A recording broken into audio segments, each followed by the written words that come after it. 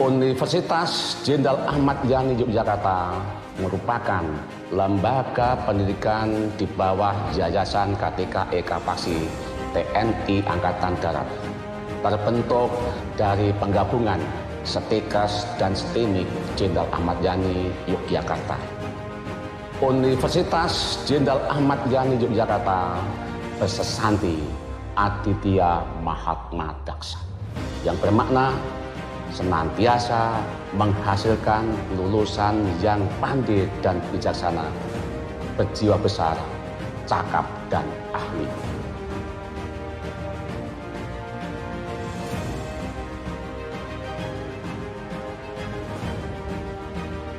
Sebagai bagian Universitas Jenderal Ahmad Yani Yogyakarta yang dimiliki oleh TNI Angkatan Darat dan membawa nama besar Jenderal Ahmad Yani, Fakultas Teknik dan Teknologi Informasi diproyeksikan menghasilkan lulusan wirausahawan teknologi di era ekonomi digital yang bukan hanya unggul secara akademik, namun juga berkarakter dan memiliki jiwa nasionalisme.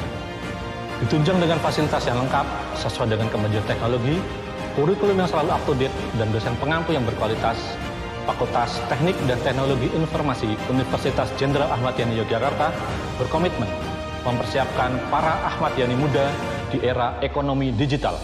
Saat ini menyelenggarakan 4 program studi, yaitu Prodi Sistem Informasi S1, Prodi Informatika S1, Prodi Teknologi Informasi S1, dan Prodi Teknik Industri S1.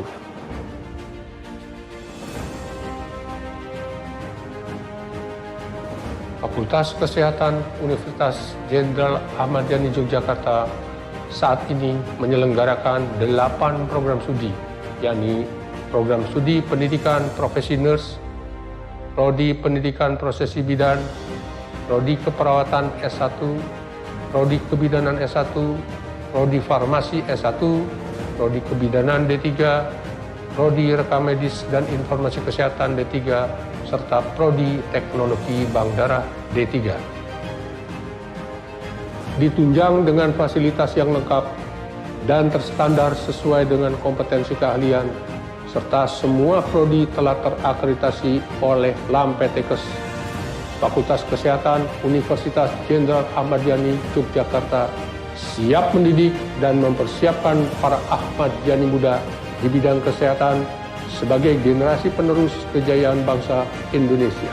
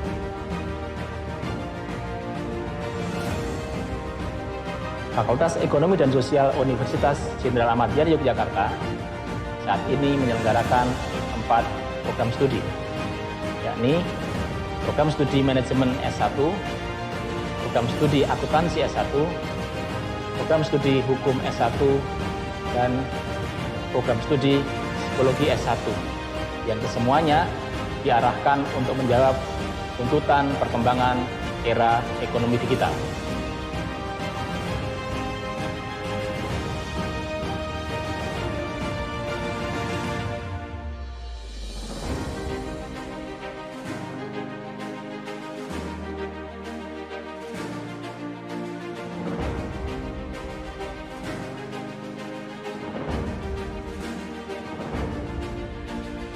Banyak kelebihan yang ada di kampus ini. Dari sistem pembelajaran, metode yang digunakan yaitu Student Center Learning, yang mana mahasiswa dituntut aktif dalam proses pembelajaran. Dosen-dosen yang ada di sini merupakan dosen pilihan dan lulusan-lulusan terbaik. Fasilitas yang ada di sini tidak kalah dengan fasilitas yang ada di kampus lain. Saya bangga kuliah di Universitas Jenderal Ahmad Yani Yogyakarta. Salam mahasiswa.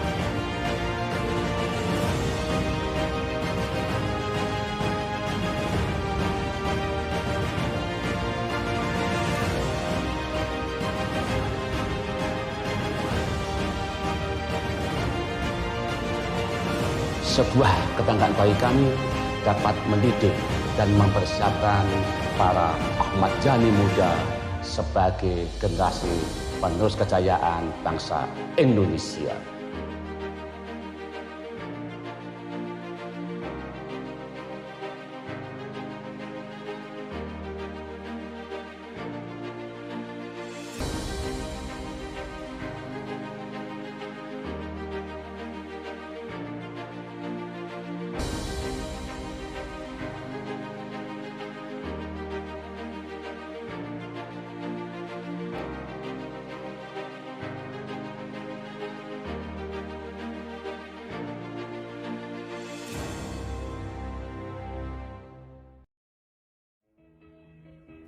Palang Merah Indonesia atau PMI telah menjadi bagian dari sejarah perjalanan bangsa Indonesia.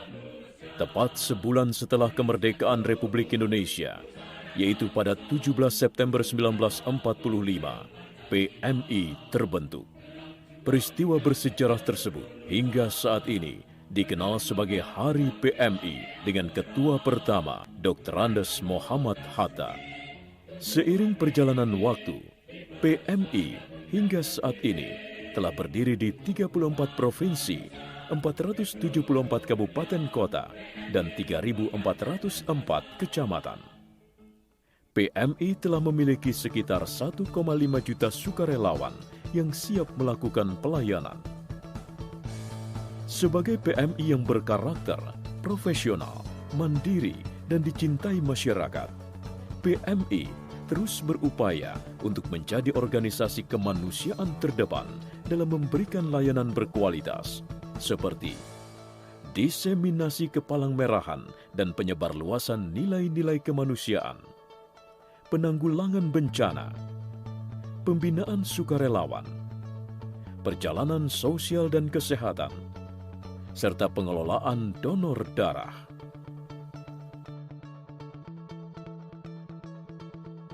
Sejak bencana tsunami Aceh tahun 2004, pelayanan PMI mendapat dukungan dari berbagai perhimpunan nasional Palang Merah dan Bulan Sabit Merah di dunia. Saat ini, dukungan dari Perhimpunan Nasional Negara-Negara Sahabat masih berlangsung di sejumlah bidang. Selain Perhimpunan Nasional Negara Sahabat, kegiatan PMI didukung juga oleh Komite Internasional Palang Merah atau IFRC dan Federasi Internasional Perhimpunan Palang Merah dan Bulan Sabit Merah atau IFRC yang bekerja di Indonesia. PMI terus meningkatkan pengetahuan masyarakat tentang kegiatan kepalangmerahan melalui upaya komunikasi, edukasi, dan diseminasi guna membangun masyarakat yang peduli, sehat, siaga, dan tangguh. PMI siap memberikan pelayanan kepada siapapun, kapanpun, dan dimanapun demi kemanusiaan. Bersama untuk kemanusiaan.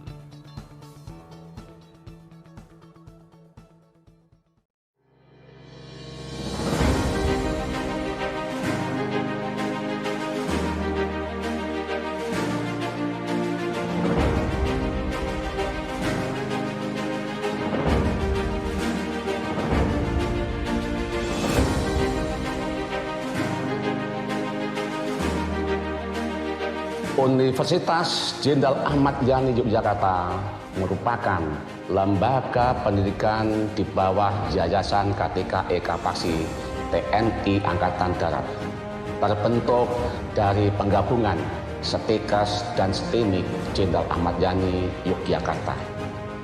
Universitas Jenderal Ahmad Yani Yogyakarta bersesanti Aditya Mahatma Daksa, yang bermakna senantiasa menghasilkan lulusan yang pandai dan bijaksana, berjiwa besar, cakap dan ahli.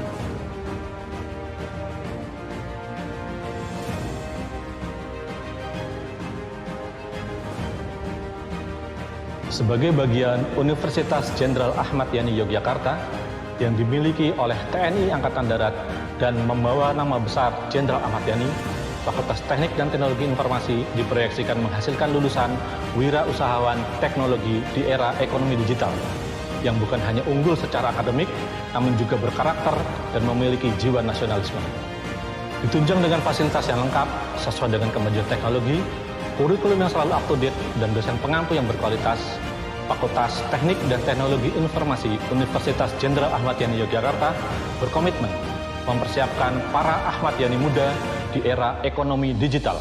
Saat ini menyelenggarakan 4 program studi, yaitu Prodi Sistem Informasi S1, Prodi Informatika S1, Prodi Teknologi Informasi S1, dan Prodi Teknik Industri S1.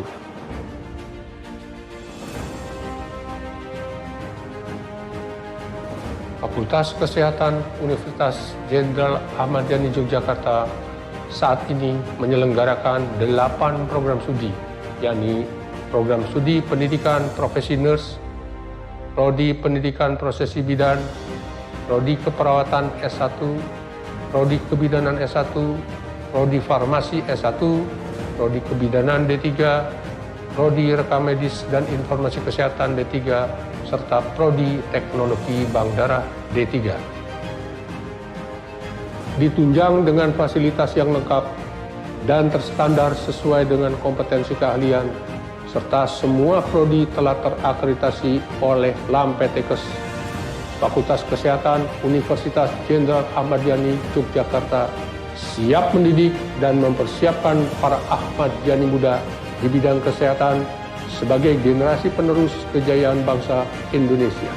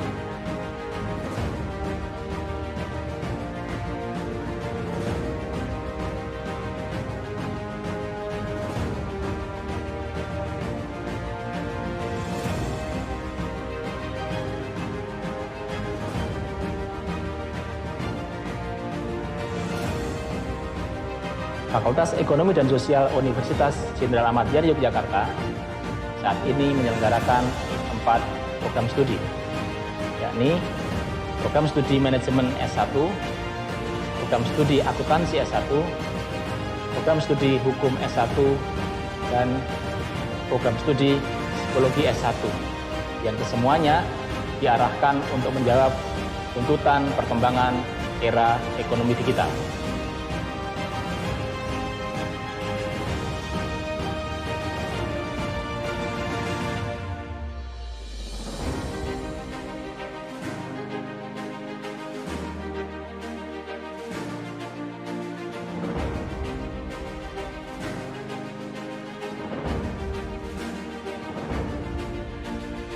Banyak kelebihan yang ada di kampus ini. Dari sistem pembelajaran, metode yang digunakan yaitu student center learning, yang mana mahasiswa dituntut aktif dalam proses pembelajaran. Dosen-dosen yang ada di sini merupakan dosen pilihan dan lulusan-lulusan terbaik. Fasilitas yang ada di sini tidak kalah dengan fasilitas yang ada di kampus lain. Saya bangga kuliah di Universitas Jenderal Ahmad Yani Yogyakarta. Salam mahasiswa.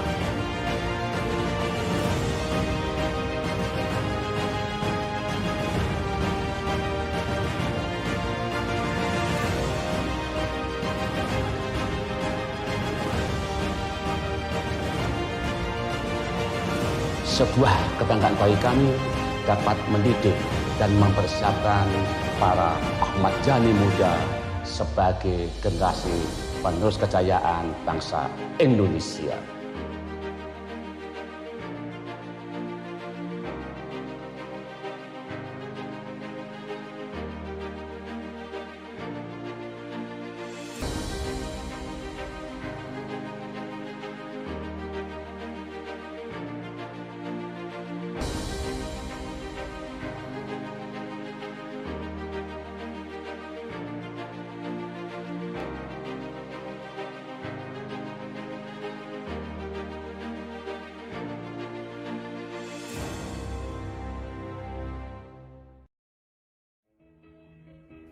Palang Merah Indonesia atau PMI telah menjadi bagian dari sejarah perjalanan bangsa Indonesia.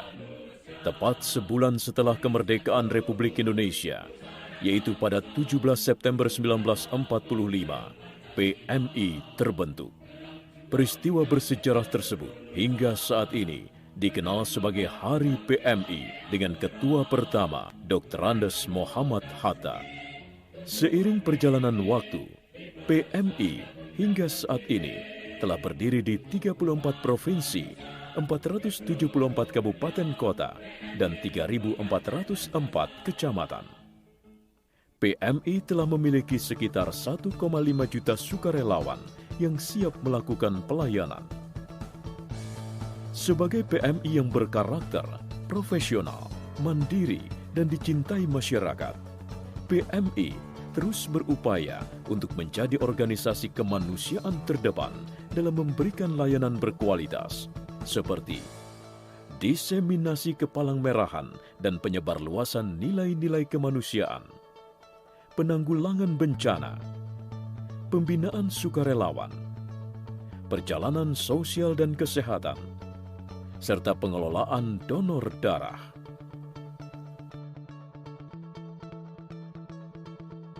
Sejak bencana tsunami Aceh tahun 2004, pelayanan PMI mendapat dukungan dari berbagai perhimpunan nasional palang merah dan bulan sabit merah di dunia.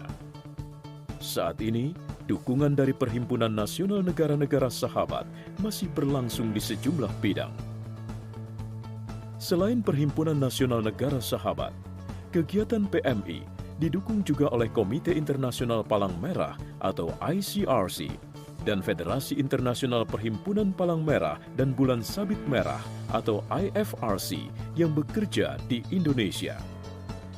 PMI terus meningkatkan pengetahuan masyarakat tentang kegiatan kepalangmerahan melalui upaya komunikasi, edukasi, dan diseminasi guna membangun masyarakat yang peduli, sehat, siaga, dan tangguh. PMI siap memberikan pelayanan kepada siapapun, kapanpun, dan dimanapun demi kemanusiaan. Bersama untuk kemanusiaan.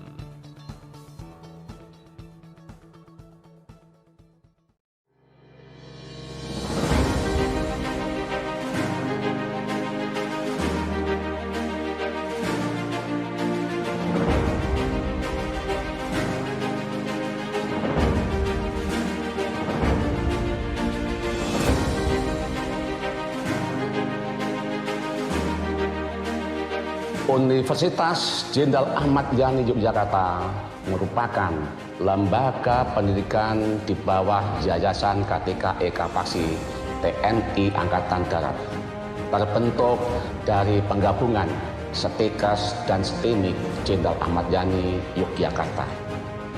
Universitas Jenderal Ahmad Yani Yogyakarta bersesanti Aditya Mahatma Daksa, yang bermakna senantiasa menghasilkan lulusan yang pandai dan bijaksana, berjiwa besar, cakap, dan ahli.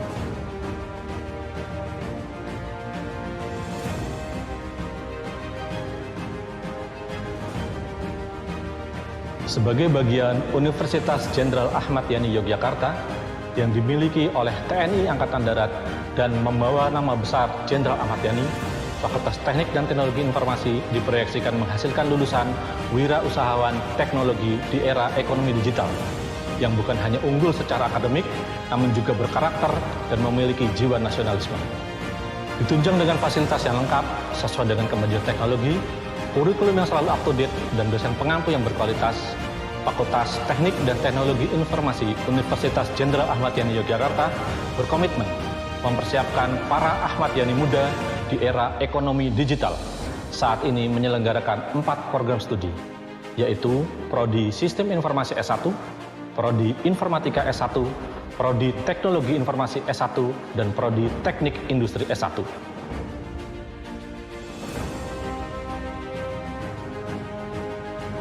Fakultas Kesehatan Universitas Jenderal Ahmad Yani Yogyakarta saat ini menyelenggarakan 8 program studi, yakni Program Studi Pendidikan Profesi Nurse, Prodi Pendidikan Prosesi Bidan, Prodi Keperawatan S1, Prodi Kebidanan S1, Prodi Farmasi S1, Prodi Kebidanan D3, Prodi Rekam Medis dan Informasi Kesehatan D3, serta Prodi Teknologi Bank Darah D3.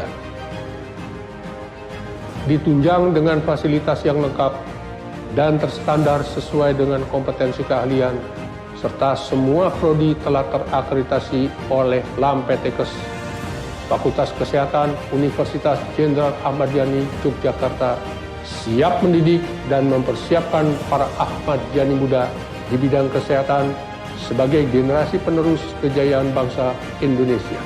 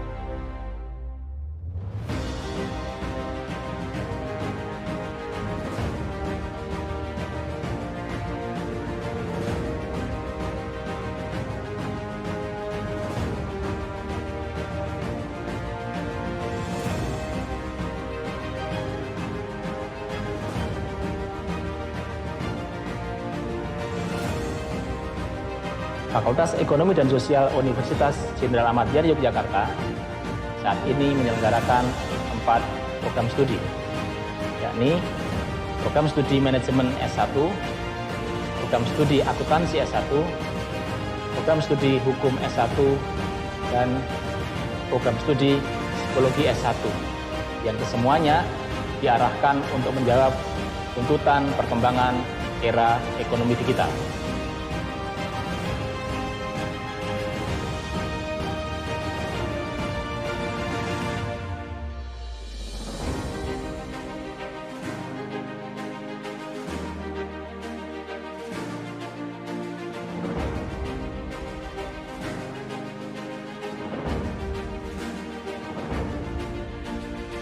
Banyak kelebihan yang ada di kampus ini. Dari sistem pembelajaran, metode yang digunakan yaitu Student Center Learning, yang mana mahasiswa dituntut aktif dalam proses pembelajaran. Dosen-dosen yang ada di sini merupakan dosen pilihan dan lulusan-lulusan terbaik. Fasilitas yang ada di sini tidak kalah dengan fasilitas yang ada di kampus lain. Saya bangga kuliah di Universitas Jenderal Ahmad Yani Yogyakarta. Salam mahasiswa.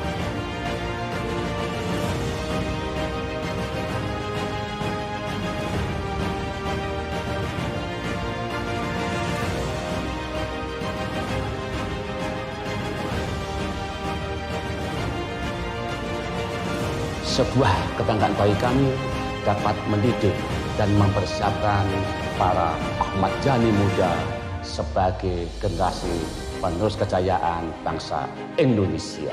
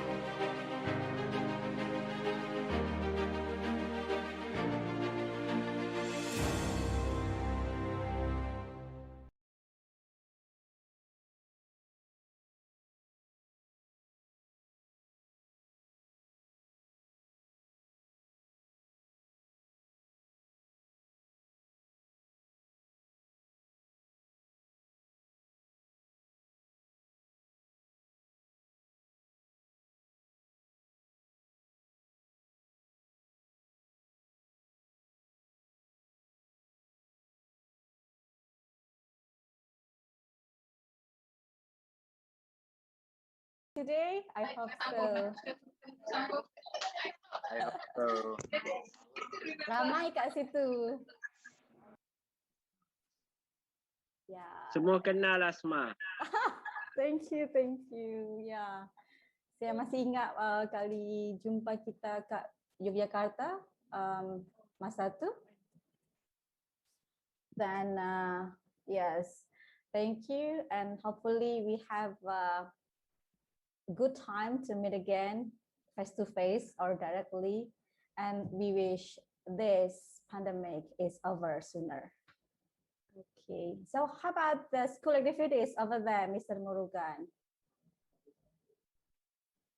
Running as normal, or do you have an online class?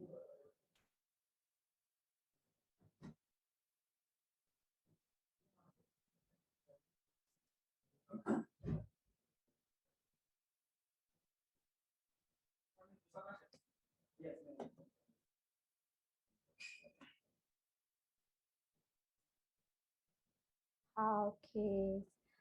From Timor Leste, apa kabar Timor Leste? How are you? Ya, kabar baik. Semuanya baik, selamat pagi. Semuanya pada baik. Selamat pagi untuk semuanya. Selamat pagi. Pagi. Thank you. Apa kabar ini di cerah juga di Timor Leste ini? Ya, cerah. Cuacanya cerah sekarang. That's very good. And then, how about your activities nowadays in this pandemic era?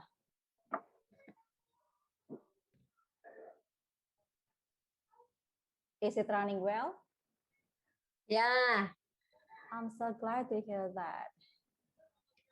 Okay. Then thank you, Timor Leste, for joining us.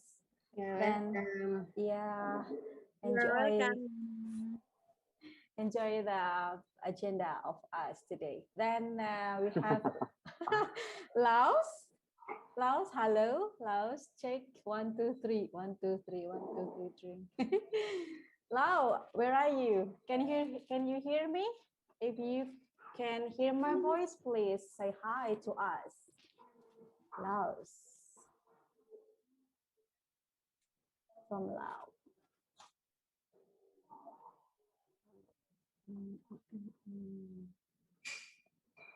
Laos.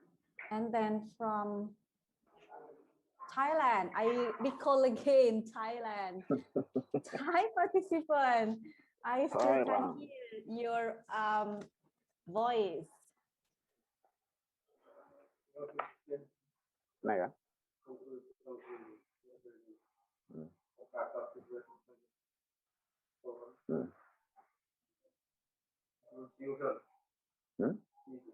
Hal incontro. Hal ter webinar. Del bajo motor. Bahara farana utama di tabama kude dembe.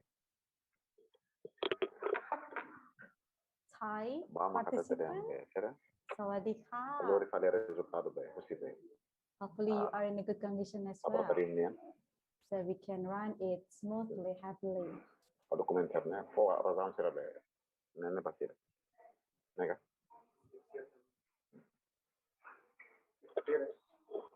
I'm from Indonesia. Okay, welcome to all of people of Indonesia. How are you? Apa kabar semuanya? Alhamdulillah baik. Baik. Dari mana aja ini Indonesia nih? Banyak sekali dari Sabang sampai Merauke. Balikpapan. Balikpapan. Aceh. Halo, suaranya. Aceh. Halo. Halo. Jawa Tengah. Jawa Tengah. I'm from Papua. Oh, Papua. Hello. From Boyolali. From Kupang, Nusa Tenggara Timur. Nusa Tenggara Timur. Siapa? Oke, kita ke timur, ke tengah, ke utara. Pekanbaru. Oke. From West Java. West Java. Oke, nice. Aceh. I'm from Malaysia, Selangor. Okay, Malaysia Selangor. Okay, nice. Welcome to our international webinar. Oh, I'm Dan from Banjarmasin. Banjarmasin, selamat datang. From I'm Aceh from Selatan. Yogyakarta. Okay, Sugeng Rawu, Sedanten. All right, so hopefully all of us can enjoy our seminar. And then, yes, let's start our prestigious moment today. His Excellency Dr. Andes Joko Susilo, ST.M.T, Ibu, Rector of Jenderal Ahmad Yani Yogyakarta, Jenderal Ahmad Yani University Jakarta, respectable Dr. Andes, Haka Astana M.Sc, Irjen Polisi Purnawiraman, Executive Chairman of Indonesian Red Cross Special Region of Yogyakarta Chapter, Honorable all speakers of us today, academicians, students, and all ladies and gentlemen. Assalamualaikum warahmatullahi wabarakatuh. Waalaikumsalam warahmatullahi wabarakatuh. Waalaikumsalam warahmatullahi Om wabarakatuh. Swastiastu, Nama Budaya, Salam Kebajikan. First of all, let's say thanks to God who has given us a mercy and blessing till we can here together to enjoy the moment of international webinar without any obstacles. The second one, salawat and salam always be given to our Prophet Muhammad sallallahu alaihi wasallam for bringing us to the lightness. Welcome to Bullying Prevention, Safe Social Education for Teens International Webinar. I'm Asma, as your Master of Ceremony and also your Moderator of International Webinar today. Ladies and gentlemen, in this occasion, allow me to inform you the rundown of our agenda today. Our agenda are, the first is opening, then we have sing an Indonesian national anthem. After that, we have rector's speech of Jenderal Ahmad Yani University Yogyakarta. Then we have executive chairman speech of Indonesian Red Cross Special Region of Yogyakarta, followed by donation reward transfer from Health and Welfare Takasaki University, Japan. Then we have the main agenda of us, the international webinar. There are 4 speakers here. They will present in order, followed by Q&A session. After we have the main international webinar session, we have the prize announcement. And the last one is classing and taking a picture together. Ladies and gentlemen, without any further ado, let us open this international webinar on Wednesday, the 24th March 2021 by saying Basmalah together. Bismillahirrahmanirrahim. Thank you. Now is the time for us to sing an Indonesian national anthem. To all of you, all of our participants today, kindly turn the camera on and stand up to sing it together.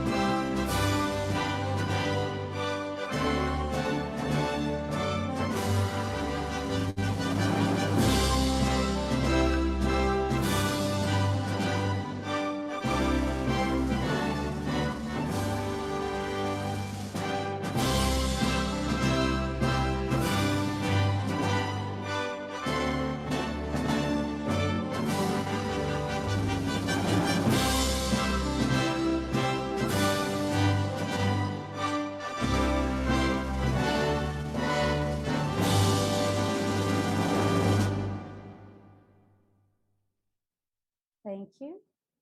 Please have a seat. The next is Rector's speech of Jenderal Ahmad Yani University Yogyakarta and opening this international webinar. Let us invite Mr. Dr. Joko Susilo, S.T.M.T. IPU. Mr. Joko Susilo, the floor is yours.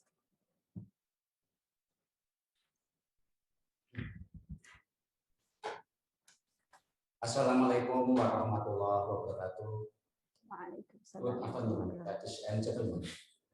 First of all, let us thank to Allah SWT for His blessing and guiding us into the right path and for giving me and opportunities to get here to participate in this very meaningful position. On behalf of the Universitas Jenderal Yogyakarta, we are immediately honored and pleased to welcome you all to the Yogyakarta webinar that by Universitas Jenderal Yogyakarta with the theme Bullying Prevention, Safe Social Education for Teen. As we know that the bullying and harassment case is still increasing growth of our daily life and also in the social media. I strongly agree with Indonesian Red Cross Special Region of Yogyakarta in collaboration with Universitas Jenderal Yogyakarta at this event. I hope this activity will be useful for everyone to bullying and harassment prevention and the best situation in safe social for teen. We would also like to extend our gratitude, especially to all the speaker, Assistant Professor Dr. Juraporn, Tangpukdee from Faculty of Nursing, Khon University, Thailand, Annisa Marezqa from International Federation of Red Cross and Red Crescent Societies, Fransisca Romana, Supadmi, A.Md.Kes, M.Sc from Faculty of Hesty, Hesty, Yuliasari, S.Psi, Psikolog from Faculty of Economic and Social accepted our invitation to become the invited speakers of today's international webinar. Ladies and gentlemen, finally, allow me on behalf of the big family of Universitas Jenderal Yogyakarta to open the international webinar Unjaya, Bullying Prevention, Safe Social Education for Teen. I wish you can be fruitful and pleasant in this international webinar. Wassalamualaikum warahmatullahi wabarakatuh. Thank you. Waalaikumsalam warahmatullahi wabarakatuh. Thank you, Mr. Joko Susilo, for the speech and also the opening of this seminar today, this webinar today. The following speech is Executive Chairman's speech of Indonesian Red Cross Special Region of Yogyakarta. Dear Mr. Dr. Haka Astana, M.Sc, Irjen Polisi Purnawirawan, the floor is yours. Thank you. Terima kasih. Assalamualaikum warahmatullahi wabarakatuh. Waalaikumsalam. Yang terhormat Rektor Universitas Jenderal Ahmad Yani Yogyakarta, Dr. Joko Susilo, S.T.M.T. IPU, yang kami hormati juga para narasumber, antara lain Ibu Annisa Marezqa dari International Federation of the Red Cross, Red Crescent, Ibu Asisten Profesor Dr. Juraporn, Tangpukdee dari Khon, Kaen, Universitas Thailand, Ibu Fransisca Romana Supadmi, A.Md.Kes, SKM, M.Sc, yang saya hormati, dan Ibu Hesty Yuliasari, S.Psi, M.Psi, Psikolog, yang berbahagia. Bapak, Ibu, hadirin, dan peserta seminar online Cegah Bullying dalam rangka edukasi pergaulan yang aman bagi remaja atau Bullying Prevention Safe Social Education for Teens. Perlu kita ketahui bersama bahwa pandemi COVID-19 sejak Maret 2020 hingga saat ini masih belum berakhir dan belum tahu kapan pandemi ini akan berakhir. Sehingga berdampak pada semua sektor, termasuk juga yang dialami oleh para remaja. Krisis global ini bahkan memperparah kerentanan dan ketidaksetaraan yang sudah ada saat ini. Sehingga diperlukan perlindungan remaja untuk ditangani pada situasi pandemi ini, khususnya ketika keluarga berinteraksi di karantina atau bahkan pada saat meninggal dunia. Selama pembatasan aktivitas, himpitan ekonomi dan sosial secara umum, anak-anak dan remaja berisiko tinggi untuk mengalami kekerasan, terutama yang berbasis gender. Kekerasan oleh kekasih atau eksploitasi seksual, sehingga banyak perempuan muda dan anak-anak perempuan terpaksa harus tinggal bersama dengan pelaku, sementara akses mereka ke layanan dukungan sangat-sangat terbatas. Dampak jangka panjang pandemi COVID-19 juga mengganggu fasilitas pendidikan yang berkelanjutan, sehingga dapat menyebabkan meningkatnya jumlah pekerja anak dan pernikahan pada usia anak atau usia remaja. Pada kesempatan ini, saya ingin menyampaikan terima kasih kepada Ibu Moyo dari Universitas Takaseki Jepang atas donasi sebesar 5 juta rupiah untuk kemanusiaan melalui Universitas Jenderal Ahmad Yani Yogyakarta yang didonasikan kepada Palang Merah Indonesia Daerah Istimewa Yogyakarta. Dengan aktivitas dan peluang keterlibatan lainnya bergeser ke platform online, sudah barang tentu anak-anak dan remaja juga mungkin menghadapi semakin tingginya risiko perundingan atau bullying di dunia ini maupun di dunia maya. Dan sebagai bentuk pelecehan dan penyalahgunaan bahkan sampai ke ranah global. Akhirnya kami juga mengucapkan terima kasih kepada Universitas Jenderal Ahmad Yani Yogyakarta, IFRC, Khon Thailand, IFRC yang telah bekerja sama selama ini dalam rangka mendukung setiap kegiatan termasuk kegiatan pada hari ini. Semoga kita segera dapat menemukan solusi dalam pencegahan perundungan dampak dari pandemi COVID-19 ini. Terima kasih. Wassalamualaikum warahmatullahi wabarakatuh. Waalaikumsalam warahmatullahi wabarakatuh. Thank you, Mr. Haka Astana.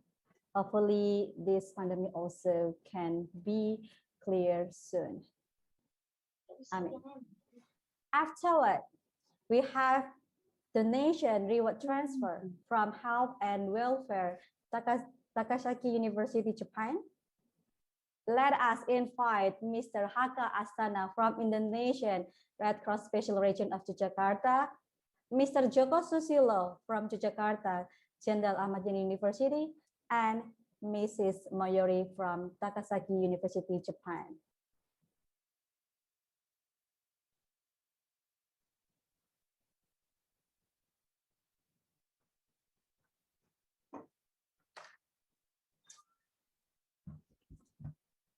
We have been present to Indonesian Red Cross Special Region of Yogyakarta, donation award to Mr. Moyori, Takashi University Health and Welfare Japan, taught the Rector of Universitas Jenderal Ahmad Yani, Yogyakarta.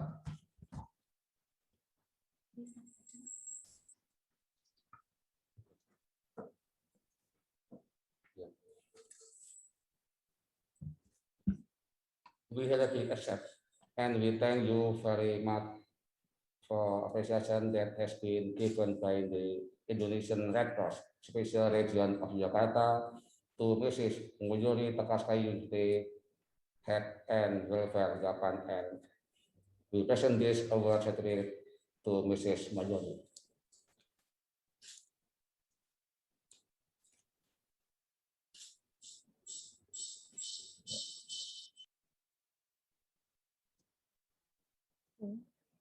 Thank you. And then to Mrs. Mayori, I would like to invite you to have a speech. Mrs. Mayuri, the floor is yours. Good morning. Good morning. Terima kasih. Thank you very much for this prize, and I'm very happy that I had a chance to connect with the university. I'm sorry, I cannot say that in Indonesian language, but I'm very happy that I can do a little bit to contribute for my Indonesia friends. Hopefully that in the future we do have chance and to do some study and research and symposium together. Thank you very much. Thank you. You're very welcome, Miss. Okay, thank you very much, Mrs. Mayuri, for the speech. All right, everyone, ladies and gentlemen, now we are in the main agenda of us today. This is the main agenda of us, international webinar. Welcome to international webinar, ladies and gentlemen. I'm Asma, and I'm going to be your moderator along this webinar. Then what a great moment of us, finally we are here to have this prestigious webinar with our 4 main speakers of us. Let me introduce them. Our first speaker is Mrs. Annisa Marezqa from IFRC, International Federation of Red Cross and Red Crescents. She is a National Society Development and Partnership for Coordinator of International Federation of Red Cross and Red Crescents. Then the second one is Mrs. Dr. Juraporn Tangpukdee from Faculty of Nursing, Khon University, Thailand. She is an Assistant Dean for Student Development and International Affairs from Khon University, Thailand. The third one is Mrs. Hesty Yuliasari, S.Psi, M.Sc Psikolog from Jenderal Yani University, Yogyakarta.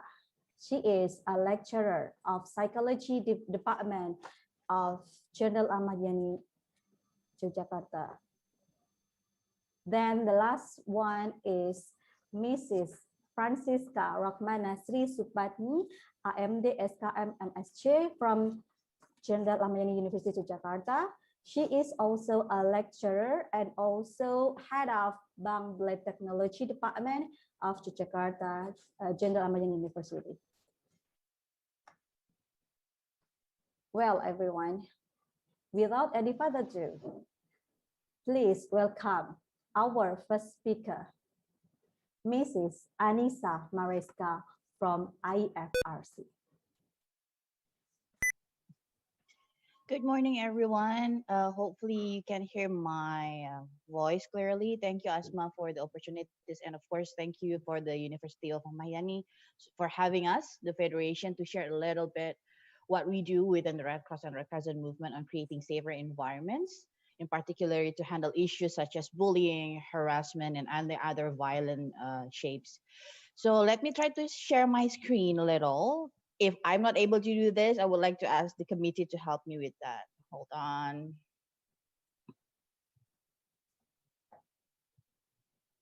Okay, can you see my screen now? Yes, we can see, Miss.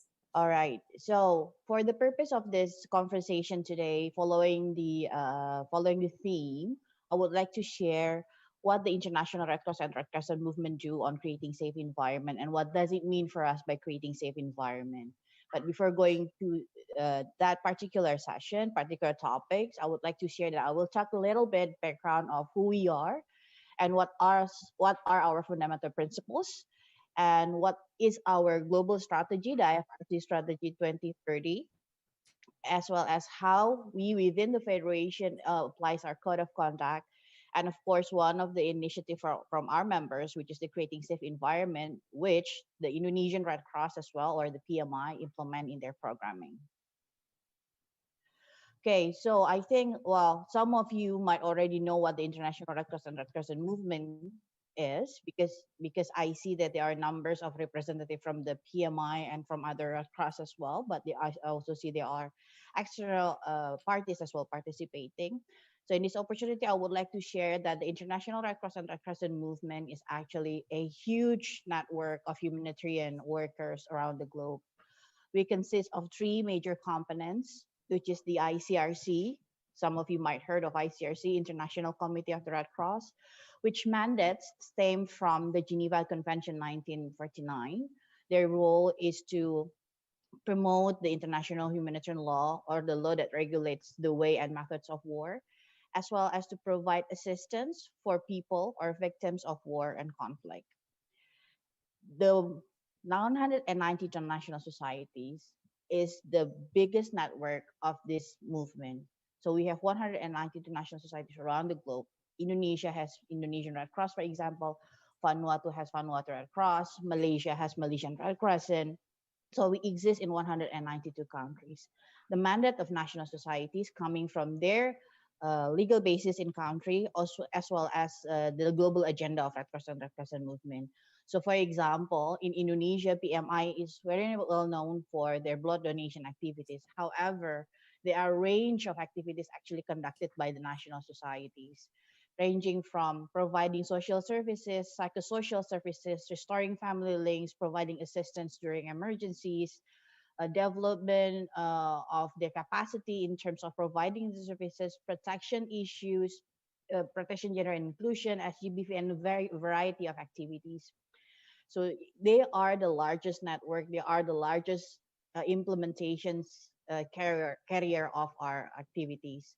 And lastly, there is IFRC, the Federation, the International Federation of Red Cross and Red Crescent Societies, which the IFRC itself actually an association of the 192 national societies. So for me, for example, I'm working in the IFRC Secretariat, which supports the IFRC, the membership organization, to manage their work. For example, if there's large-scale emergencies where national societies in one country capacity cannot cope with, we manage and coordinate international assistance coming from different national societies. If you see the recent big emergencies in Palu and Lombok, and the second area that IFRC is working on is to support the development of national societies. It can be ranging from the organization development, their health capacity, their resource mobilization, their disaster management. So it's various activities that we support the national societies with, including to do advocacies to government and other organizations on issues that they are keen to promote on. The International Red Cross and Red Crescent movement recognized three logos and emblems, which is the Red Cross, Red Crescent, and Red Crystal, as our protection and identity logo or emblems. This has been recognized within Geneva Convention, and over than 192 countries ratified that convention. The way we work, the International Red Cross and Red Crescent movement, we work based on our fundamental principles. I think most of you are familiar with this. It's humanity, impartiality, neutrality, independence, voluntary service, unity, and universality. So what we do as humanitarian organizations, first and foremost, for us is to prevent and alleviate human suffering. We will need to see the priority of urgency and needs. We will not take sides on any political debates and so on and so forth. And we also independent. The national society has a unique role as auxiliary role to the government, which means they support their government on implementing and carry out humanitarian agendas or services in the countries, but they must be independent. They should not be dictated by any parties when delivering their services. It's a voluntary service organization, and we only recognize one national society in one country. And universality means wherever we are, we have an equal rights as members of the movement, as well as we act the same based on the fundamental principles. Okay, so that's who we are. So in 2019, the Federation, hello? Asma, can you hear me well? Yes. Okay, Exactly. because I hear echo. Sorry. So in 2010, actually, Federation adopted their 2020 uh, strategy. That strategy is implemented and being renewed in 2019 in the IFRC General Assembly. So for this purpose of this discussion today, I would like to highlight that within the strategy 2030, there are three goals, five challenges, and seven transformations. Within these goals and challenges, we recognize the importance of mobilizing people. So it's a collective effort, an inclusive effort to create peaceful communities. So issues related like values, power, and inclusion, we really recognize that if we don't do something about it, these cases, these issues will raise within over the next decade. So you want to ensure that what we do, one of the things that we will tackle or handle or contribute to elimination of is the gap in values, power, and inclusion. What does that mean? So, goal three in Strategy 2030, we talk about how we mobilize people for inclusive and peaceful communities. What we want to do is we want to strive for a world where all people are socially included, experience compassion, and diversity is celebrated. We do this by promoting positive humanitarian values and embodying our humanitarian values in all that we do. So the seven fundamental principles, not just principles, but whenever we do our services, whenever we design our programming, it should actually reflect the fundamental principles. And then the global challenge, the values, power, and inclusion, we want to make sure that within our implementation of programming services, we would like to continue what we've been doing within Strategy 2020, which is promoting a culture of nonviolence and peace. We would like to continue focusing on over the coming decades on the protection and promoting a positive change for humanity based on humanitarian values and principles. So the topics we discussed today on bullying, on harassment, is actually falls under this goal, and we see that as part of the global challenge number 5. So just to highlight that within the movement, this is also a challenge or a topic that is very highlighted up to the level of the strategy. So within the IFRC, we want to make sure that dignity and safety for communities, volunteers, and staff is really protected. So we have zero tolerance policy from harassment, bullying, or abuse, or sexual or otherwise. We are bound by a code of conduct, which I'm sure all organizations have this. If you don't, please do have one because this is very important, because this will clear standard against the harassment, abuse, and discrimination, as well as the responsibility of staff to actually report when they witness or they feel like they see abuse or bullying or harassment. IFRC is deeply committed on helping create safe environment free from harm or threat to the dignity of personnel and the people we serve. So we're not only looking at our personnel, but we must make sure that the dignity of people that we serve, people who receive our programming, they are also protected. So on creating safe environment, sorry, one of our members, which is Canadian Red Cross, they developed this guidance or framework called the 10 steps to create safe environment. Well, basically, this is a guide to develop, implement, and monitor risk management strategies within the organization to help all personnel and participants, especially children and youth, to be safe from violence, abuse, and harassment. Why there's a specific on there for especially children and youth? Because they are one of the group that is identified as most vulnerable. Let me go through what 10 steps is. So there are 10 literally steps if you want to see how we create safe environments. Of course, this not necessarily means once you implement the whole 10 step, you have a safe environment. You will see at point number 10, actually, that is the biggest homework, to maintain the cycle that you have already created. So the step will start from understanding the issue.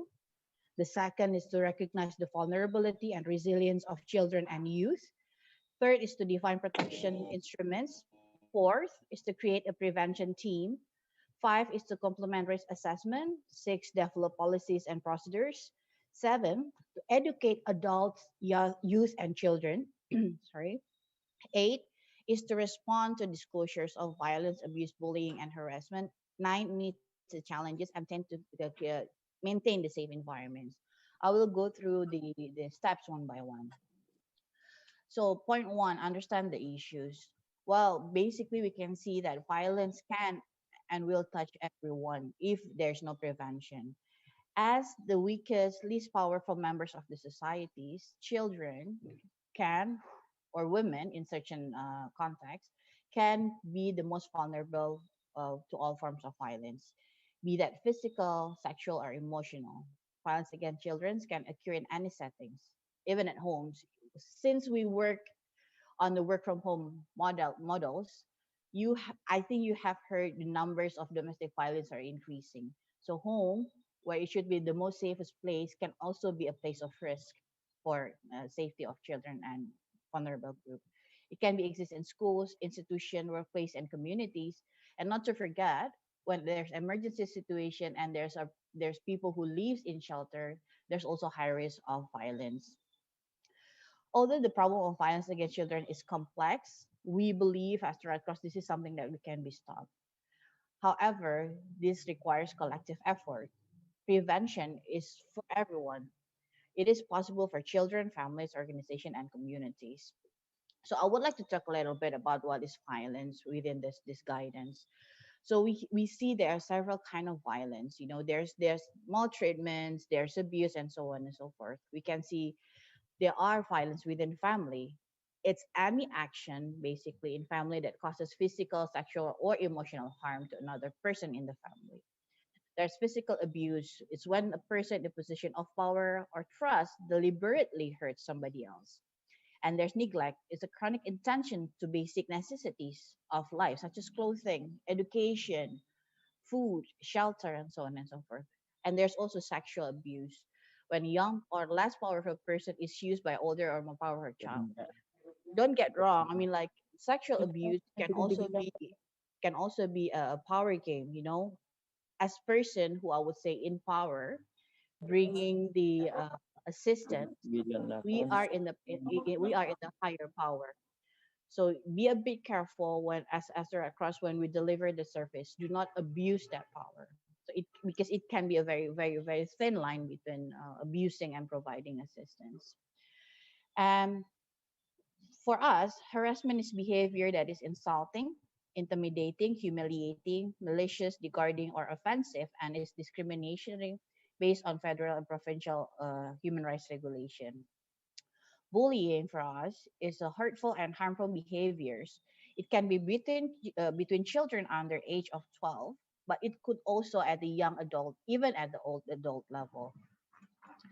So the point here is we really need to understand what kind of type of violence exists, what is the root of cause. But one of the key point is like perception is reality. You know, when you make joke about something, you may think it's funny, but it might be offended to other person. So it's no longer funny. It's part of the issues. It's part of violence. It's part of bullying. So as an organization, there has to be a clear policy that spell out in clear and simple language what the organization consider of violent behavior is and what consequences will be ensured if the policies are broken. So you need to make sure that the code of conduct, like I mentioned, Federation has that, is actually implemented and followed by the employees. So within PMI, if I may speak on your behalf, PMI has, I mentioned, range of programming. So the guiding question for them to understand the issues is that what kind of programming or project or service is carried out by their organization. For example, they have WASH project, they have assistance project, they have education projects. What kind of activities conduct in each program? For example, if in WASH and hygiene promotion, they might provide latrine, for example. Is there separation between men and women? Is there separation between children? Is there timing when children can use the bathroom? So on and so forth. How do you implement that? How many facilitators that you have annually that understand the issues about violence, protection, harassment, and bullying? Where is the program or project service implemented? numbers of the beneficiaries, who are they, what kind of group are they, is there vulnerability between the beneficiaries. So all these questions need to be raised to be able to understand the issues that might raise within the programming. So the second point is to actually recognize children's vulnerability and resilience. Well, all children basically live with some risk of experiencing violence because of their inexperience, dependence to adults, and place of society make them vulnerable to misuse of power by adults. But it's very important for us to understand that each children groups might have different risk factors. So for the Red Cross, this is very important to understand. Why? Because we need to be able to adjust how we do our programming. For example, on the left-hand side table, you will see that children and youth affected by disaster, their possible risk is about chaotic environment, the breakdown of social and financial environment. Example, they have to live in shelters of community places. Oh, sorry. And our political supports increase stress on families and communities. So we need to identify what are actually the possible risks. There are children with disabilities or people with disabilities. The risk might be isolation, discrimination, dependency, less physical ability, and so on and so forth. So we need to understand this, the level of vulnerability to adjust it. But do remember, while they do live, vulnerable people live with some vulnerability, they also have the potential to bounce back and to protect themselves from harm. They have resilience. It is a combination of individual, relationship, community, and cultural factors that help children and youth and other vulnerable groups from violence and abuse. You will see on the right hand side that people might have assertiveness, they have probably have sense of humor, having goals and aspiration. The community context factors might also provide the resilience for them. For example, like they have access to school and education, they have safety and security. Relationship factors, they have a positive mentors and role models, perceived social support, and so on and so forth. So remember, we need to weigh this when we design program deliverables or services deliverables. Okay, once we know and identify the issues, the vulnerability, what do we need to do next? Really, we need to define protection instruments. There are international framework like UN Convention on the Right of Child, UN Convention on Elimination of All Forms of Discrimination Against Women, and so on and so forth. There are national regulations on law in different countries. Some countries might have stronger instruments, some countries might have less. But at least at the minimum, there are law on child protection, elimination of sexual harassment bills, and so on and so forth. At lower level, at the organization level, which actually comprise individuals, there has to be compliance mechanism. There has to be code of conduct. There have to be safe reporting line, which regulate individual behaviors in the organization. In Red Cross, it should include the existing of standard minimum services that take into consideration protection of violence group against violence and harassment in emergencies, of vulnerable groups, sorry. And also as an organization, we can advocate to the government on ensuring the national regulation exists on protection of vulnerable groups. Okay. Now, to be able to continue creating safe environment, the first step that we need to do is actually create a prevention team. What is prevention team? Prevention team is a team that makes sure whatever policy you develop, whatever regulation that we know, it's being implemented and monitored. It should be combination of different people, decision maker, human resources, people who understand projects and programs related to vulnerable group protection of women and children. There's a fair representative of women and men. There's people who understand about the law and so on and so forth. And in addition, it's very important to have cooperation with external agencies. We need to create pathways. So for example, partnering with child protection services, police, and organizations that deliver support prevention programming for vulnerable group is very important, because we might have the expertise within our organization, but we can refer them to organization or agencies or authorities that has. So it does not stop with us. We create the pathways. And the fifth steps is to complete a risk assessment. So basically, this risk assessment is to measure and evaluate the potential for harmful behavior. Once the risk is known, it can be managed through comprehensive risk management strategies. So the key question for risk assessment, I put it on the left hand side. What are the specific factors for vulnerable children and youth or other vulnerable group? Where are they? What are the access points? Right? For example, who can harm them? Is it their environment? Is it their peer? Is it their parents? Is protective system exist? If it's not, then what should we do to develop that? What support is required to keep children and youth safe?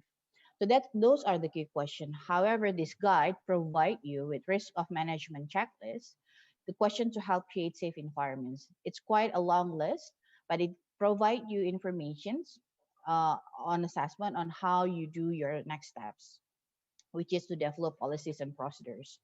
So when developing policies and procedures, we need to make sure that we understand the risk, the issues, the vulnerabilities. So therefore, it is important that we have that team of people who manage that and make sure whatever is being assessed, whatever is being found, is adjusted in the policies and procedures.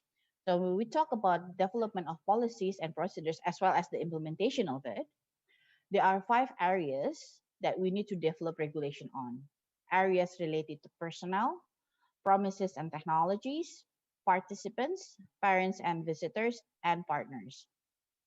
So, for example, if we talk about the policies and procedures related to personnel, it starts at the early beginning of recruitment. You know, if you apply to certain position, the HR when they do the reference check, normally they will ask to the referee, have this person is known ever be involved in issues related to sexual harassment, uh, child child bullying, and so on and so forth. So it should be start from there. We need to make sure that the screening process is there and taking place. Again, it's zero tolerance. So if we have that kind of information about the past experience of the person, we need to confirm and reconfirm. But if the answer is confirmed that this person involved in that situation before, regardless how good the person will be, we should not take him or her into that position. Premises and technology. We are talking about, well, again, sorry, I'm jumping. So personnel, we talk also about the code of conduct. You need to make sure that your code of conduct at least have these points, like the key inclusion for codes of conduct. You need to have clear definition of abuse of power, what kind of type of abuse of power, discrimination, appropriate and inappropriate use of media and technology, rights and responsibilities of all staff, safe, confidential, and clear reporting lines, and clear sanctions and disciplinary procedure and appeal process. So your code of conduct must contain these points. Okay. On top of code of conduct, again, because children tend to be a vulnerable group, it is very, very, very suggested that and encouraged that an organization need to have a child protection policies. Um, okay, and then it's very important as well when we talk about personnel. Not only these things exist, but they need to do training policies. These days, there are online training for code of conduct, for example. But I would encourage an online training is not enough. You need to provide forum for discussion and dialogue. What is code of conduct? What does it mean? What are your questions? How do we implement that? And so on and so forth.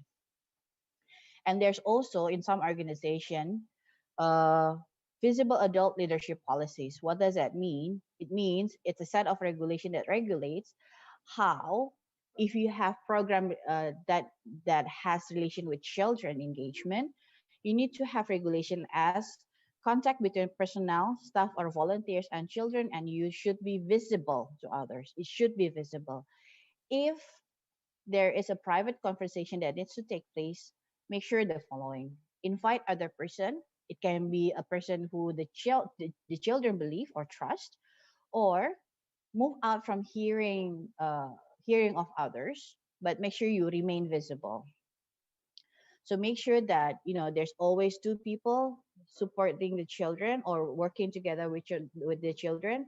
Make sure that those are people who the children know, and if they are not exist, make sure that your volunteer and staff are trained on child protection, right? And premises and technology.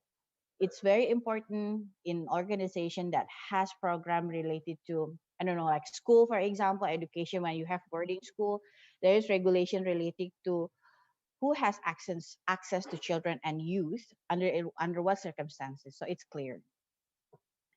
And then there's also media, photography, and filming policies. Well, with the era of social media, we tend to take things for granted. We take picture of a children without their consent and upload it to social media. Please remember that as part of the international humanitarian community, we signed the 10 points of code of conduct of international disaster relief. One of it is to respect the dignity of the uh, beneficiaries or the people that we work with. So make sure if you take pictures, especially for children under 18 years old, you have their consent for that to be uploaded. Do not take this for granted, because if you do that without realizing it, you're violating the right of the children. Also, there's when we talk about premises and technology, there should be technology policies like who can use the camera, what kind of internet access that you are allowed to use, and so on and so forth. When we talk about, for example, parents' policies, if you have program with children, please make sure that you allow their parents to come at any time. Don't make things complicated. It shows the parents that you co-work with them. You want to make sure that the environment is safety from harassment and bullying. And the last one, of course, parents. Again, parents should be the first kind of guard to make sure that the children are safe. So there need to be a strong collaborative between the organization, the personnel, and the parents. Okay. Another point that is very important, we can have as much as good policies and procedures, but if you don't have the accountability to implement that, it's just papers. Okay. So this we need to make sure that all of our personnel, they are held accountable of their role in creating safe environment. They have expectation listed on paper and then take no action on the policies and procedure. It's meaningless. Whatever we do in 5.1 to 5.6 steps, it's useless. So just remember that whenever you develop a procedures, it's based on legal instrument and legal counsel. The seventh step is to educate adult, youth, and children. This is very important because educating people on prevention and risk management increase their sense of ownership and develop their attitude of collective responsibility to keep the safe environment.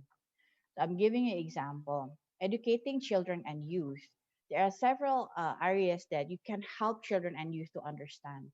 It's like, what are their rights? You can actually refer to the Convention of the Right of the Child. What is emotional, physical, sexual abuse and neglect? They can be informed about that in their own language, yeah, in the way you communicate to children and youth. What is bullying and harassment? How do you handle bullying and harassment? Prevention strategies to keep them safe at home, at community, or even online on internet. And how and where to report abuse, bullying, and harassment. How to help friend who is being abused. And for adult, we need to make sure that they are aware for our personnel, for example, or adult that is around the areas, our beneficiaries. They need to know what is our code of conduct. What is violence, abuse, harassment, and bullying? What is our policy against abuse, violence, and bullying? What is our risk management policies? And it's also very important to educate parents and caregivers. Parents and guardians needs to receive at the very minimum the same level of prevention education as their child and youth. Parents can be strong representative to advocate and promoting the safety of their children and youth. So you need to tackle all sectors of educating the adults and youth and children, because only by doing that and having them understand the same points could create a safer environment. This is a critical point, I would say. The 7 steps before are important, but this is critical.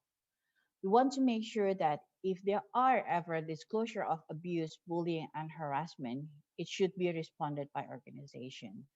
So you will see there are good characteristics of an effective reporting mechanism, but I would also like to highlight that there might be fear within the vulnerable group to report that because they are scared, probably ashamed, trying to pretend it didn't happen, or caring for the person who hurt them and not want the person who hurt them to get hurt, blaming themselves, thinking that it's their fault, confused and unable to trust. So therefore, it's important for us when we receive disclosures or information, we need to respond with personal disclosure as heard. We say that our approach is heard, HEARD. H for hearing the disclosure and honor the child or youth or whoever report on their information. E, to empathize, encourage, and ensure the child or youth or whoever giving the report is safe. A, to affirm the child, youth, and their courage to tell and acknowledge the choices. R, to respond according to the policies, refer if bullying or harassment, report is abuse of criminal behavior. D, document accurately and develop confidentiality guidance. So it's very, very important to do all that and to make sure that your reporting mechanism is safe. It manages confidentiality of both people who are being reported and the one who report that. Because by having this confidentiality, you increase the willingness of people to talk and report issues. It has to be transparent. It's not the detail in the cases, but means personnel, participant, parents, and partners knows what the mechanism is. And accessibility, that reporting mechanism is accessible to everywhere, and everyone knows how to access that. And another important point on point 8 is remember, you don't have to be 100% certain abuse is occurred, but if you suspect anything, you need to report it. The safety of a child or vulnerable person might be at risk. So there are other units that needs to follow up and determine the facts and evidence, not you. But your role, don't be just a bystander. Ensure that if you hear or see about this, make your follow up. And number 9, meet the challenges. We have all that. We have the regulations, we have the educations, we have the policies, we have the community and so on and so forth. But to create safe environment, there will be challenges. There are barriers related to societies. The understanding of protection issues might be different. Culture plays an important role in this. Some culture might be seen harmful, and it is harmful, but it's a culture. How do we go about that? On organization wise, the issues might be not a priority for the organization, and it's probably concern the organization that the cost is too much for us to create safe environment because we built a system. And lack of experience in developing and implementing policies, it's also an organization challenge. Individuals, handling such issues and creating safe environment might impact emotional issues. It might remind somebody to their past experience or in or situation that happened to somebody they know. There's shame, there's fear, there's unsure what to do or where to start, and of course barriers for children and youth. Well, again, we see them as vulnerable, but we forget they have resilience. Often they are not being asked or not being requested on their participation. They might know more than us, but we never give them the platform. Not being trusted, the adults in their life, lacking of control over process with children and youth, and lacking of knowledge and resources. So those can be the barriers. But how do we handle the barriers? Again, we need to remember that it is our legal responsibilities. It is binded by our code of conduct and national laws. It is our duty of care as humanitarian organization. And we need to make sure we understand that if we don't do that, we don't take any action, it's negligence. So we do it on purpose. We neglect the needs of the protection of vulnerable group, especially youth and children. It is our ethical duty as humanitarian organization. And we need to remember, as a mother of 2, I would really like to promote this, that children and youth are worth it. You know, we need to create safe space for them, an opportunity for them to grow. It's very important. And the last step actually is to maintain safe environment.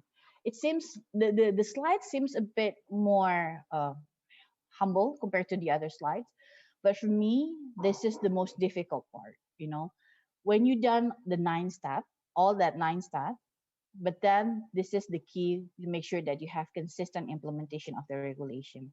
You need to review the policy at least every 2 years.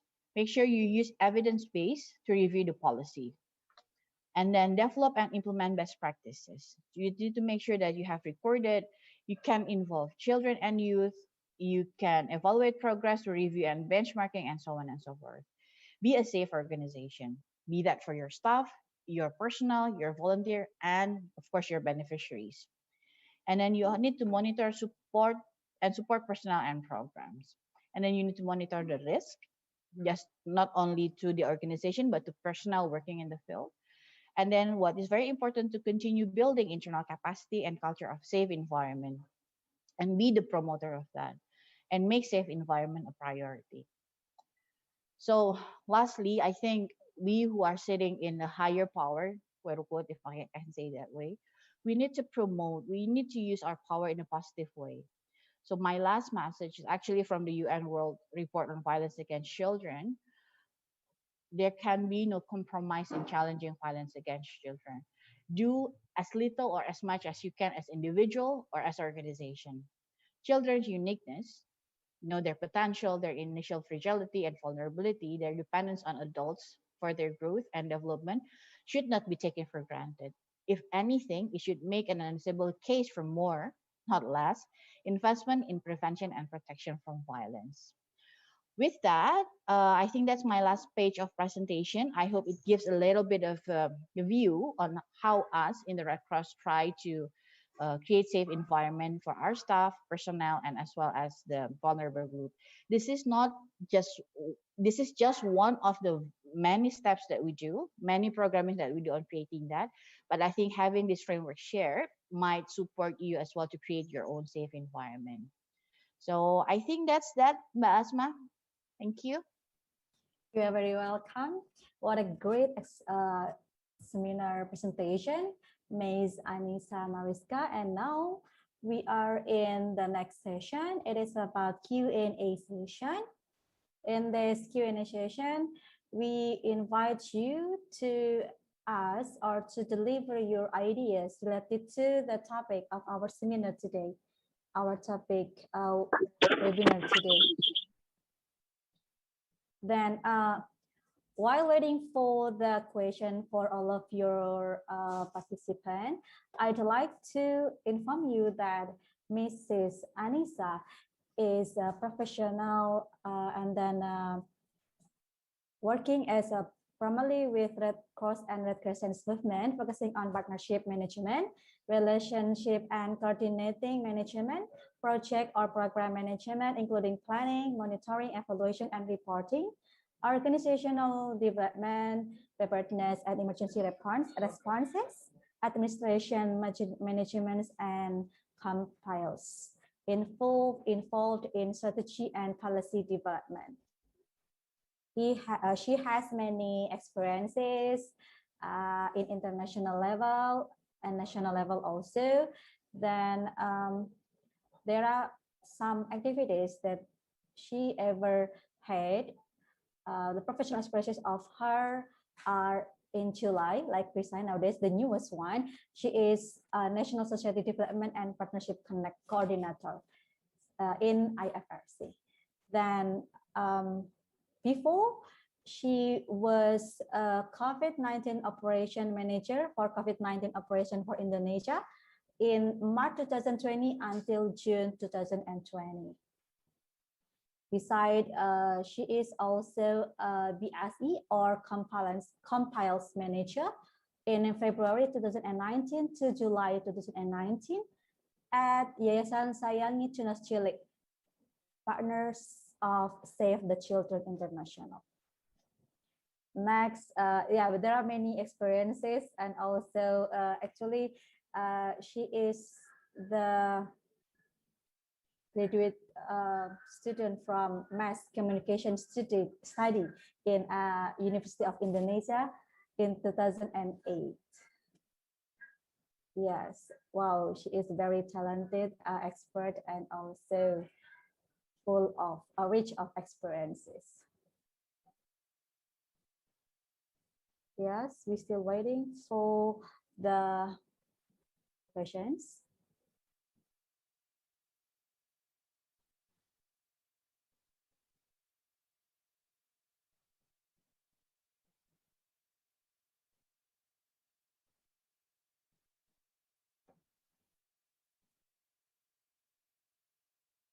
Aku cuma kasih tahu. Kamu orangnya kan susah kasih tahu. Aku gak curang. Aku gak curang. Aku gak curang. Aku gak curang. Aku gak curang. Aku gak curang. Aku gak curang. Orang kalau dikasih tahu nggak ngerti kan? Ini.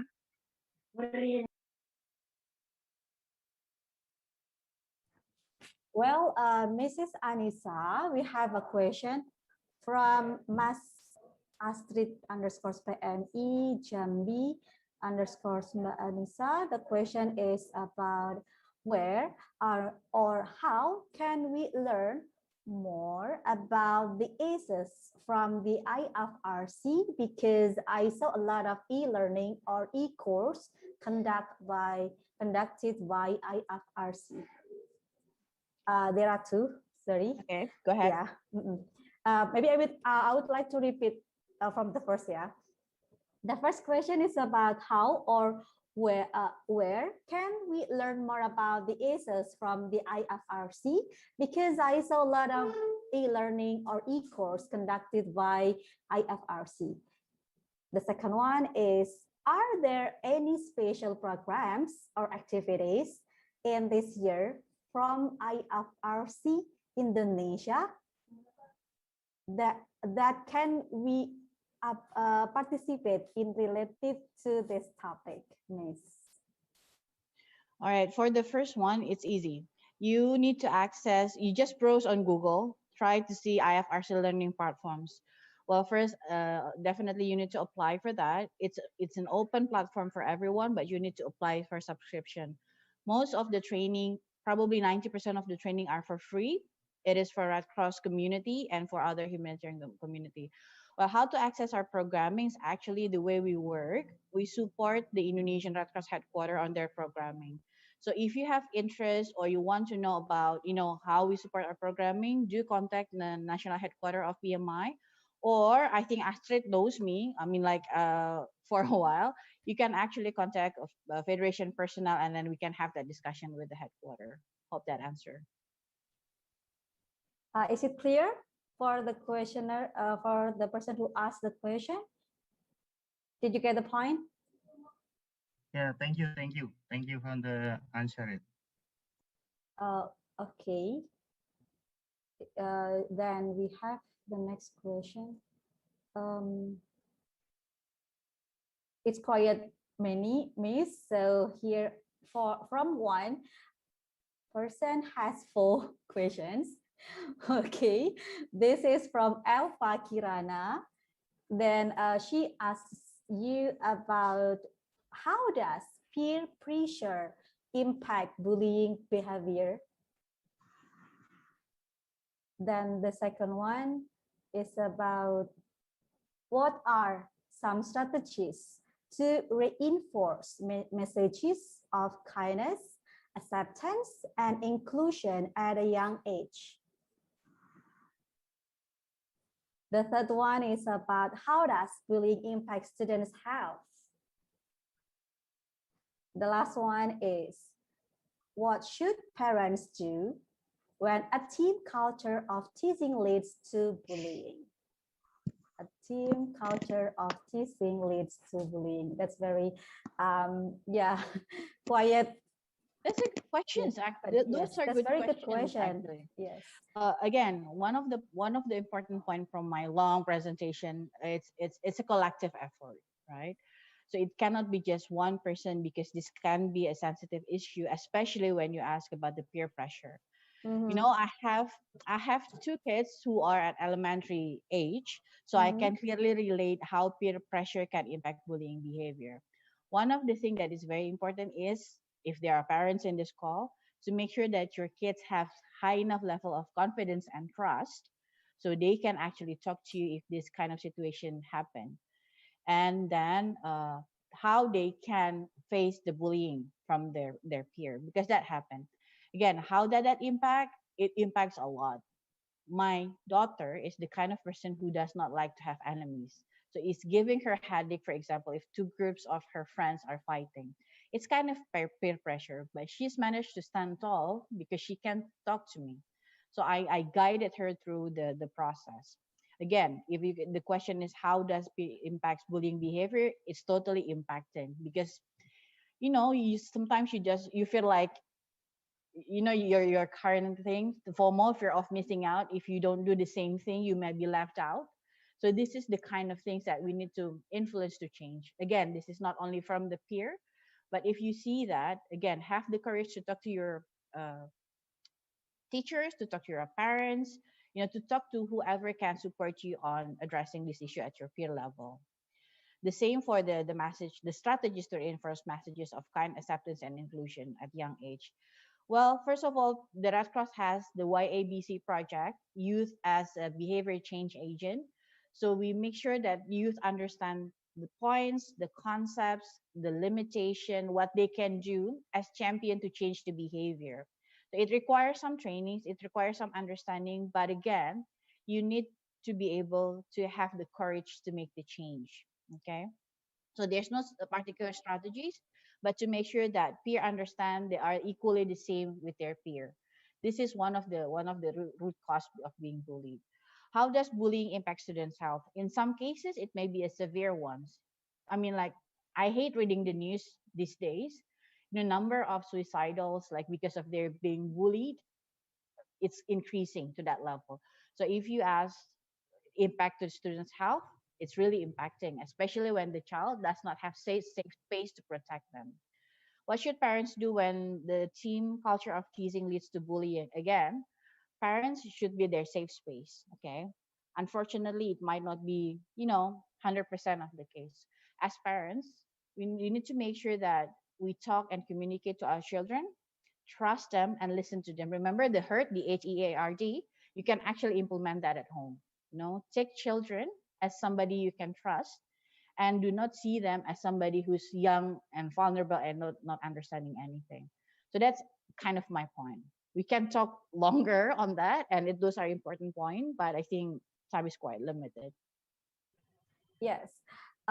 What an impressive answer. So hopefully the answer can make you or can enlighten you to understand and to make any progress or agenda to solve your problem. Okay, the next question.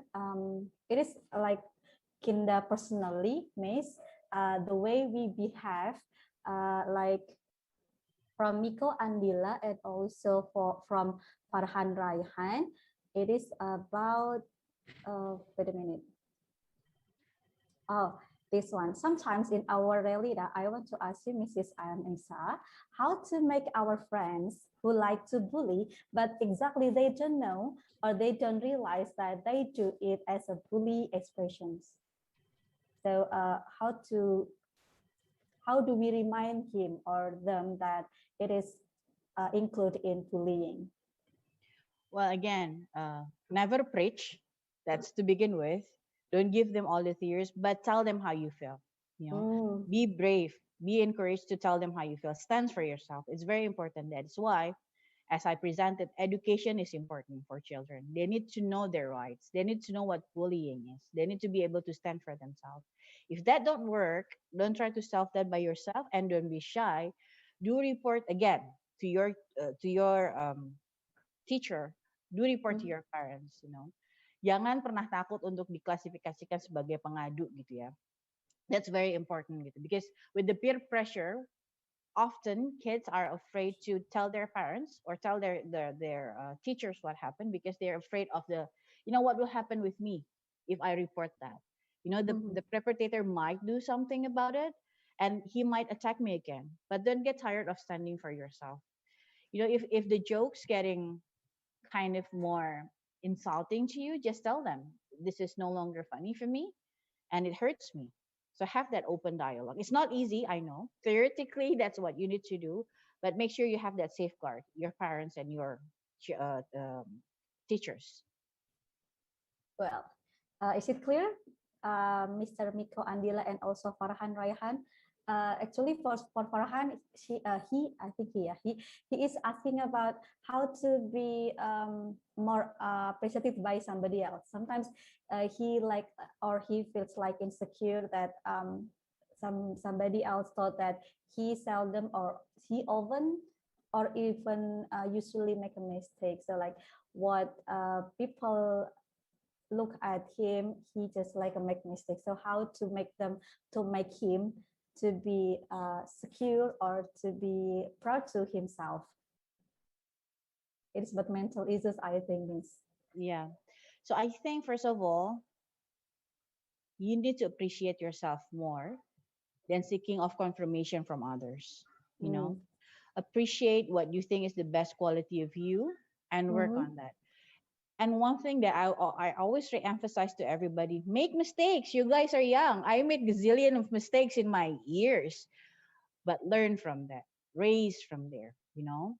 You know, the only person that you need to prove that you're good is yourself.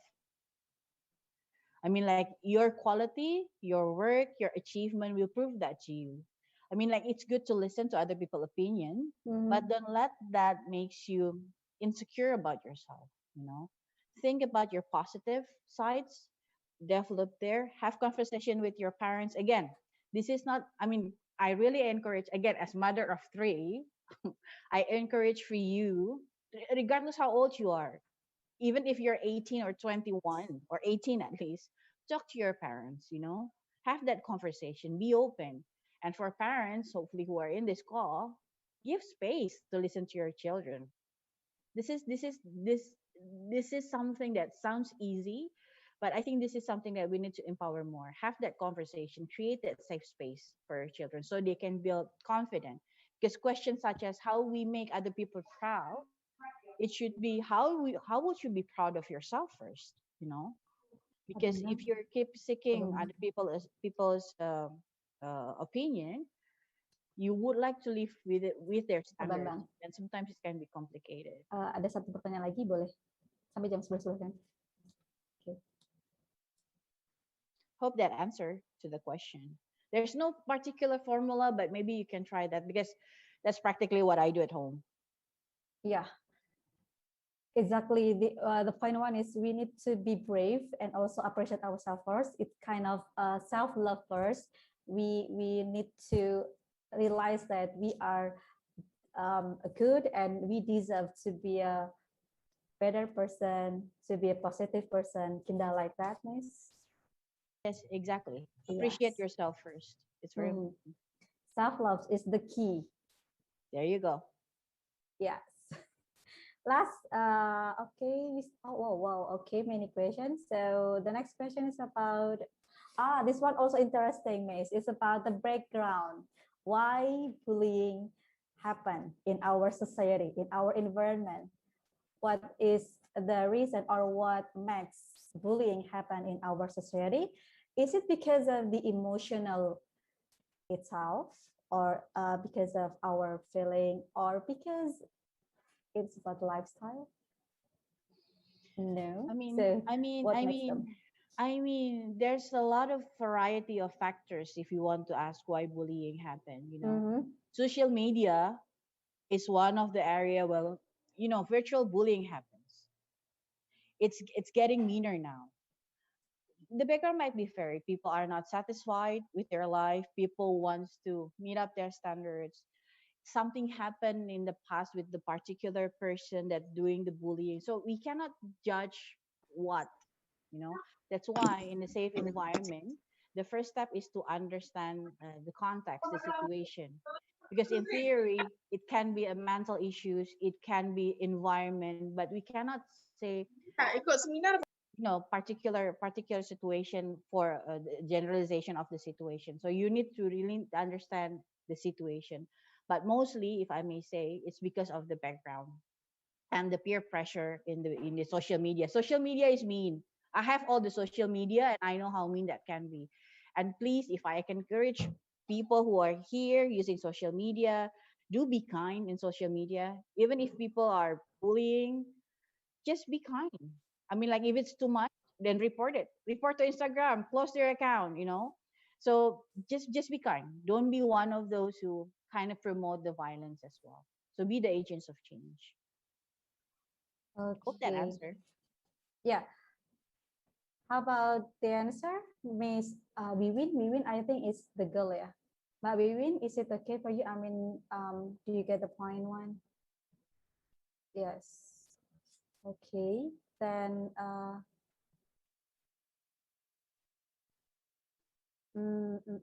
well, I think we still have some. Yeah. One more, Miss. It is about our behavior toward the one. So how to manage ourselves in order to stay positive. We don't underestimate other, or even sometimes we say impolite one and so on. So sometimes environment is very influence us, right, to react, like speaking, or our mindset also. So how do we behave, or how do we maintain our behavior in order to always on the track? I mean, in the positive way and influence other in a good way. Well, firstly, do you remember the 10-second rules? Do you know the 10-second rules? Take 10 seconds before responding to anything. That would be the first one. Because we're working in a very fast environment, we tend to want to respond everything in a ziggy. So like give yourself 10 seconds, think about it. It takes years, you know, to start to develop that, but be a bit wiser on how you react into something. It requires time and learning curve to do that, but I think everybody could do that. Again, how to stay positive, be true to yourself. You know, when you need to be a little bit down, be a little bit down, but promise yourself to go, you know, to reach that peak again. Give yourself a rest time. So you cannot be positive all the time, to be honest. We all are human. We have our emotions, but never give up on negative emotions. Make sure that if you really feel like you're down, seek for help. You know, again, it can be from parents all the way to experts. So you don't have to. Well, it's now very popular to term toxic positivity. It does not mean you need to be positive all the time. It might be tiring, and at the end, it can be fireball back to you. Like you depress the sadness in you or the negative sides in you, and you're not dealing with that. And at the end, it can be, you know, it can be a negative impact coming out of you. So manage your emotion. That will be one. Try to seek consultation with people who can give you a consultation on how you manage your emotion if that level is very high. But again, the very basic one, the 10 seconds rules. Never react before think. So yeah. Better for us to hold on, and then we need some consideration before we finally decide what should we act. Exactly. All right, everyone. Mrs. Annisa, that's very great presentation in this webinar. I'm so excited, and also the participant. Hopefully you can get the points of us. And I would like to remark our presentation today from IFRC, that in IFRC, or in this organization, we have movement fundamental principles that as the basic one, or the basic consideration to create or to make many programs in the field of self movement. So IFRC programs reflects the fundamental principles, and you can see in our society that the IFRC is deeply committed to helping create safe environments free and harm or treat to the dignity of our personnel and people we serve. Then there are steps like you already joined or already got the explanation about the roadmap of safe environment. There are 10 steps. Then you can see the slide, and also from 1 to 10, and the main point is about the last step, It's about maintaining the safe environment. That's the key one. Okay, thank you, Miss Annisa. And then this is our appreciations. How can I again? Okay, we are so happy, and then it is your that's we appreciate. We would like to deliver this appreciation for you for the great presentation today. Yes. Congratulations, congratulations. Thank you, Asma. Thank you, the committee. But hopefully what I presented can be actually implemented really, because I see lots of youth generation here, and hopefully that can, make you the agent of change behavior. How we promote culture of non-bullying and non-harassment. Okay. So thank you so much. Yeah, and last before least, to document or to record our moment, let's take a picture together because all of participants is ready here. So to all of participants, can you prepare yourself to take a picture together as the end of our first section of the speaker in our international webinar? So is it ready? Ready. Okay. Let's count. I will count 1, 2, 3, and then we take a picture. 1, 2, 3. Okay. Thank you, Mrs. Annisa, for delivering this presentation. Thank you. You're welcome.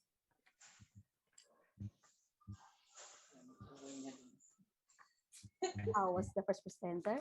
That's very great, right? Yes, let's move on, everyone. We are going to have the next webinar, I mean. It's a very great topic as well. So without any further ado, the next speaker is Dr. Juraporn Tangpukdee from Faculty of Nursing, Kaen University, Thailand.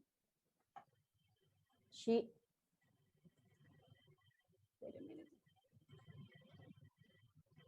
Now we call Mrs. Dr. Juraporn Tangpukdee is an assistant professor in Faculty of Nursing, Kaen University. She has great qualifications. She had graduated from Kaen University for her bachelor in 1998 in the program of nursing. Then she got her master degree in 2004 in the same university with the focus on pediatric nursing. Then continue the certificate or nurse practitioner in the same university as well, and she took her PhD as in nursing as well in the University of Newcastle, Australia. She also has many experiences in many fields and focusing on the nursing also. And then we have there are she is very concerning in the health field, and also about the there are many experiences that he got. Now she is an assistant dean for student development and student alumni affairs, Faculty of Nursing, Kaen University, Kaen, Thailand, since 2015. Then also assistant dean for student development and international affairs, Faculty Nursing, to the next period until 2023.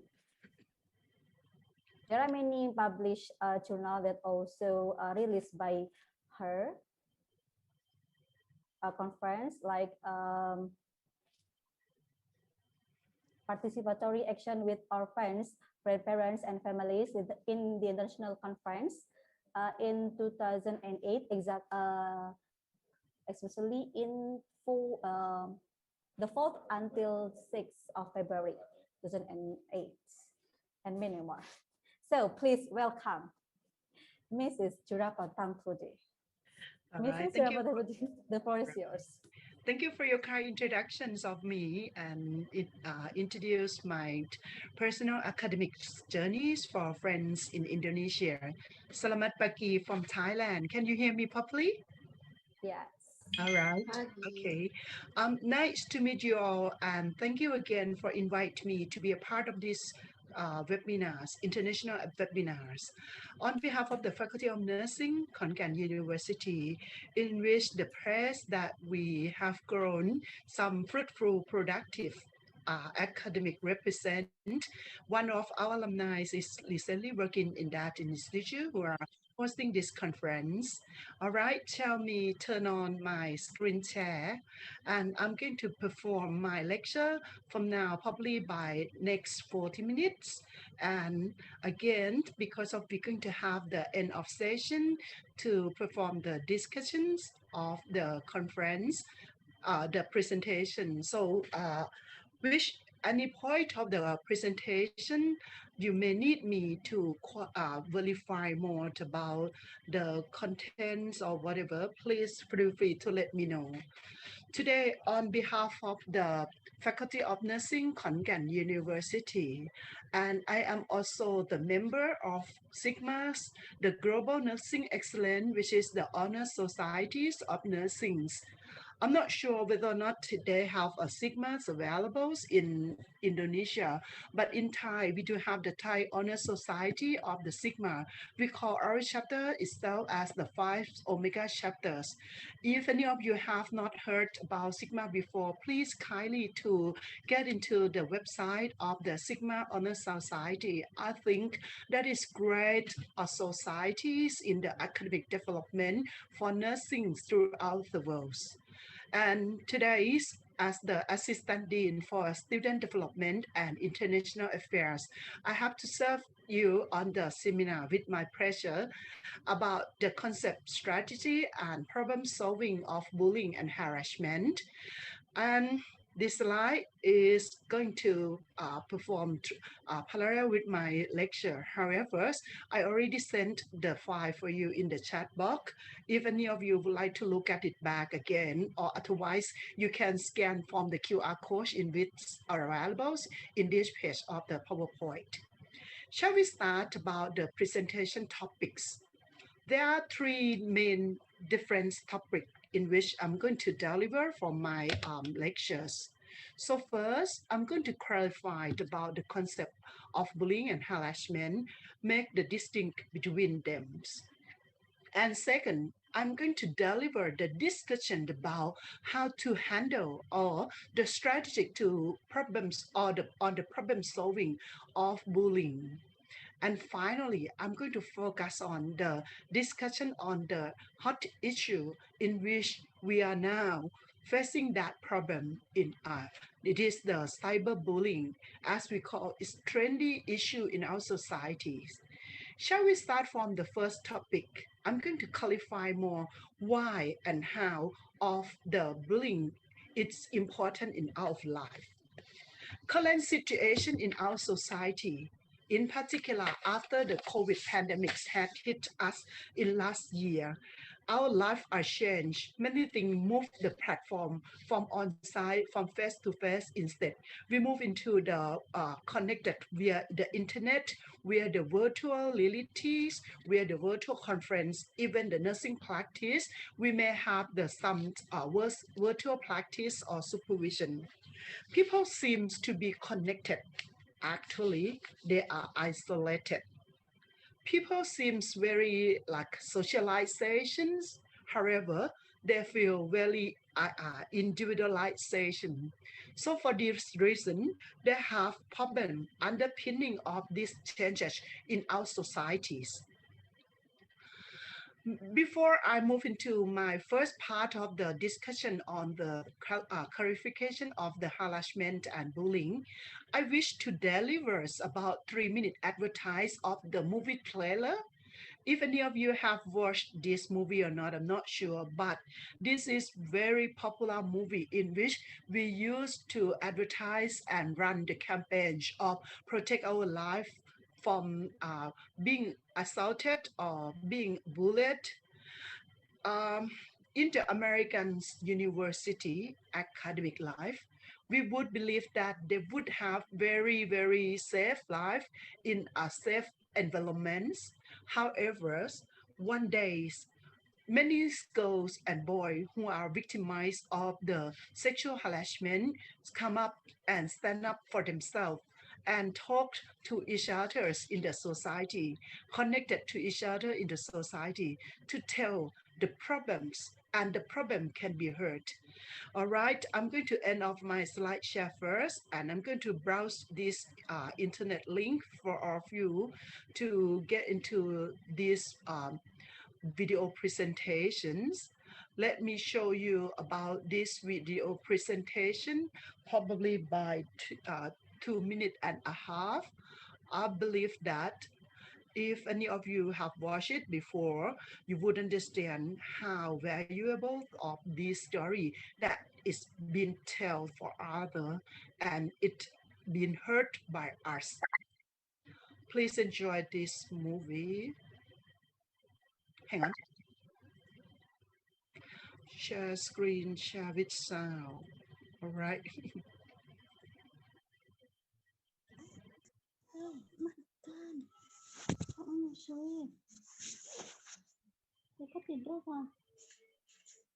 Can you hear the movie? From the Dean of Admissions asking if you were to get Yes, it. we can hear. Yes, we can hear. If I said anything else. Can I get back The a bit first- because the voice may not.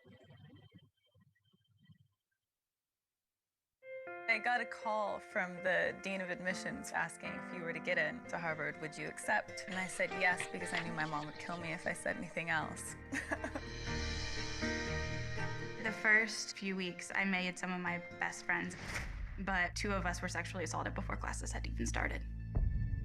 I went to the Dean of Students' office, and she said, I just want to make sure that you don't talk to anyone about this. They protect perpetrators because they have a financial incentive to do so. The problem of sexual assault on campuses is enormous. I think it's fair to say that they cover these crimes up.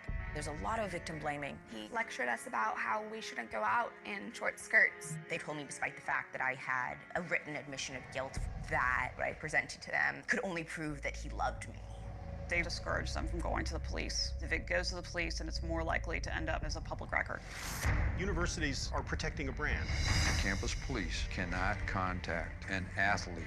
He won the Heisman Trophy with his DNA rape kit. Just sit down with the students and ask them, where are the hot spots? SAE, sexual assault expected. The second most common type of insurance claim against the fraternity industry is for rape. Her rapist's name matched the name of 2 other cases, and he was allowed back on campus. The message is clear, you're not gonna win. We started seeing, what was happening at campuses across the country. Why has no one connected the dots before? These students went from sexual assault victims to survivors and now activists. My name is Carolyn Luby. My name is Alexa Schwartz. My name is Ari Mostov. This is a national problem.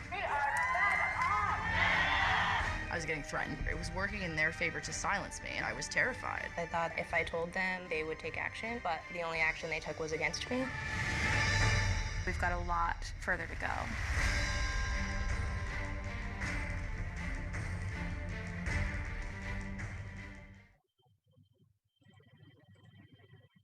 It is very short trailers on that movie, but I wish that if you have time to spend about 2 hours watching this movie, you would understand how strengthening of their mind to stand up for their problem solvings.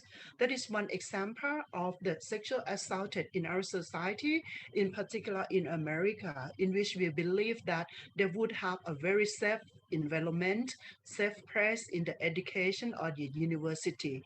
However, that hotspot of the story has been told, and now we have to listen and listen clearly.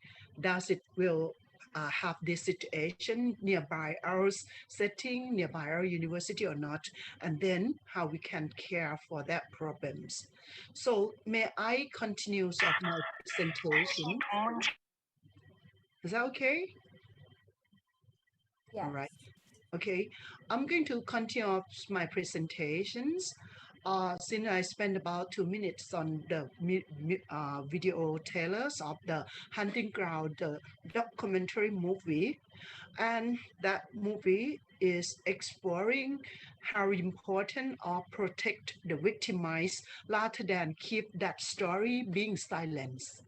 So now I'm going to figure out for you about the situation of the prevalent and factor associated of one of kind of bullying in which very popular in Thailand for now. It is the cyberbullying. Believe it or not, over 80 children who were bullied in Thailand, divided by 66% of them have at least one being bullied by one time per week. In that number, about 45% of them are experienced over one times in their life. And lastly, about 12% of them report they were bullied every day. And the United Nations also has report in this about 1 in 3 our children, young children around the world, has been bullied in the school recently. It's focused on the cyberbullying, and it also gradually rise of number of these. Should we leave these problems being silenced again? If not, thanks for the international webinar to raise this concern being heard again for our communities to understand about bullying. So now I'm going to start my first topic about bullying and harassment. I'm going to discuss about the distinct between both definition of bullying and harassment. At first, can I declare where the bullying can be occur? Believe it or not, bullying can be affects in everyone, not only about youth or children. It can happen in a school, of course. Friends or peer can do it. Otherwise, it can happen in workplace. We don't want to have unsafe workplace, isn't it? But the bullying might happen. Or even in our homes or in the online. The domestic violence can be occur. If we not heard about that, it can be keep silence for continuous. The problem can be bigger than we are expectation. And the last type of bullying, which is the online or we call the cyberbullying. Once the bullying occurs, the person can be experiences of unpleasant situation. For example, feeling angry, hurt, humiliated, or feel very threatened from that bullying situation. So can I clarify about the bullying definition? The bullying definition, it can be a form of aggression behaviors of the power imbalance. People who commit to perform the bullying behavior to other people seem they want to show their power, they want to exercise their power. So they're doing the bullying as the power over the person who being bullied, or we call a victims. A victims of this situation, they can be hurt, they can be suffer. If we leave that situation again, people who commit the bullying behaviors, they seem appreciate on their goal achieved. They can do the exercise of their power more and more, and no one can stop that bullying behaviors. Why ask the definition of harassment? The harassment can be a kind or a form of discrimination in which we try to minimize or eradicate the discrimination in our societies. It includes any unwanted physical or verbal behaviors, often that humiliate our peoples. Generally, the harassment is the behavior that persists over the times. So people's doing harassment again and again, times and time. Series of time incidents can be sometimes considered as harassment. So now I want to clarify more why the bullying is happening. Believe it or not, people who bullied often have low self-esteem by himself or herself, but they try to protect that problems inner problem by in them in insiders of them by showing their power to a place or bullying for other peoples. They use the bullying as the way to exerting their powers. They want to have a bigger powers, bigger and stronger than other people's, make themselves feel better, improve their self-esteem in the wrong way. The person bullied as the way that they deal with their own problems because not your problems that occurs in that problems. And this is the vicious cycle in which I think it connected to each other. If any of children come from the family in which they have a conflicts like a domestic violence, the child abuse, or even they have sibling aggression behaviors or family drug use, they might occur to have delinquents peers, and it occurs when they have a group of friends, particularly they are young age, immature age, or teenagers. And the bullying preparation it can have occur for them. Otherwise, they can show as the sexual harassment preparations or the teen dating violence preparations. This is the vicious circle. It is connected of each other's problems. Now, I'm going to demonstrate about the main types of bullying. The bullying is nowadays defined and divided into 5 different types. Start from first, verbally bullying. The verbally bullying can start from first physical bullying. About it can be like a punch, stripped, or like a hard kick or touch yourself, people's, or otherwise they can stolen or damage your things. One of the physical abuse can be called as is the sexual abuse. It can be one kind or one form of the physical bullying. Next, I'm going to demonstrate about what is kind of the verbal bullying. The verbal bullying can be directly face-to-face of each other. Otherwise, it can be online, for example, over other social media, posting your photos or teasing you on the photo posting. You are look ugly, you are black, you are white, you are short, you are tall, you are obese, you are thin. So it can be criticisms on your social medias. And of course, it can be with names or without name calling, put down or slagging, or even the sexual harassment, teasing on your like sexual appearance or whatever.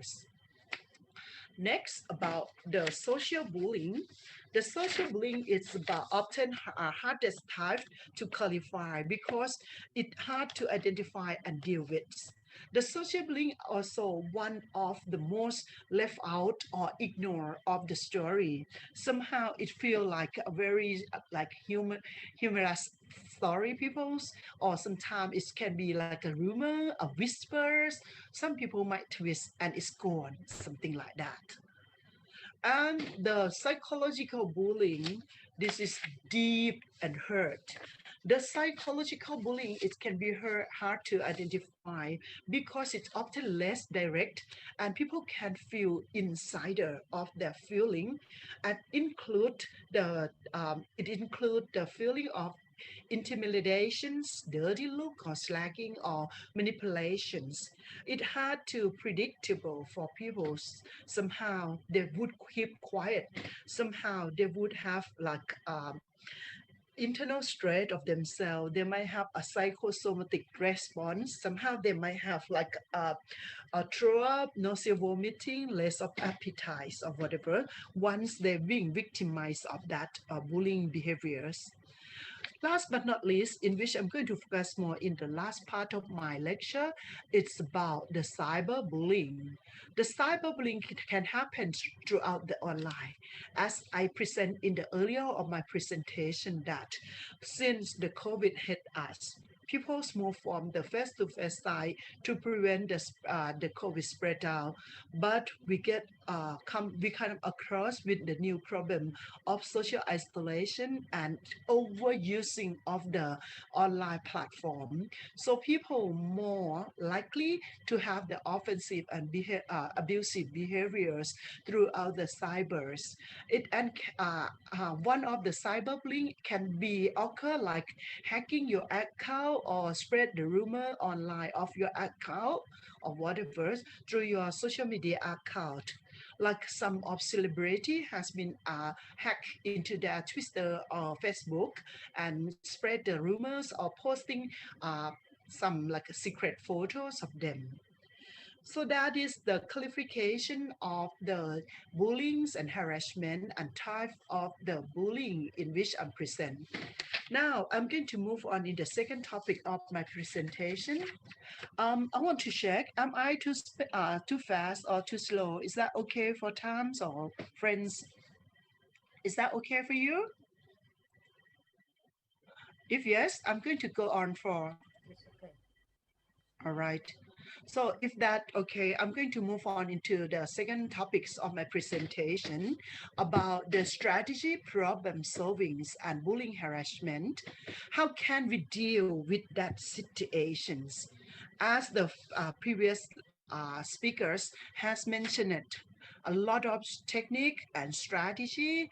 In particular, she focused on her own experience as a mother of 3 children. I listened to her lecture and I feel like, yes, she has talked on behalf of heartfelt of hers being mom and she want to protect her child.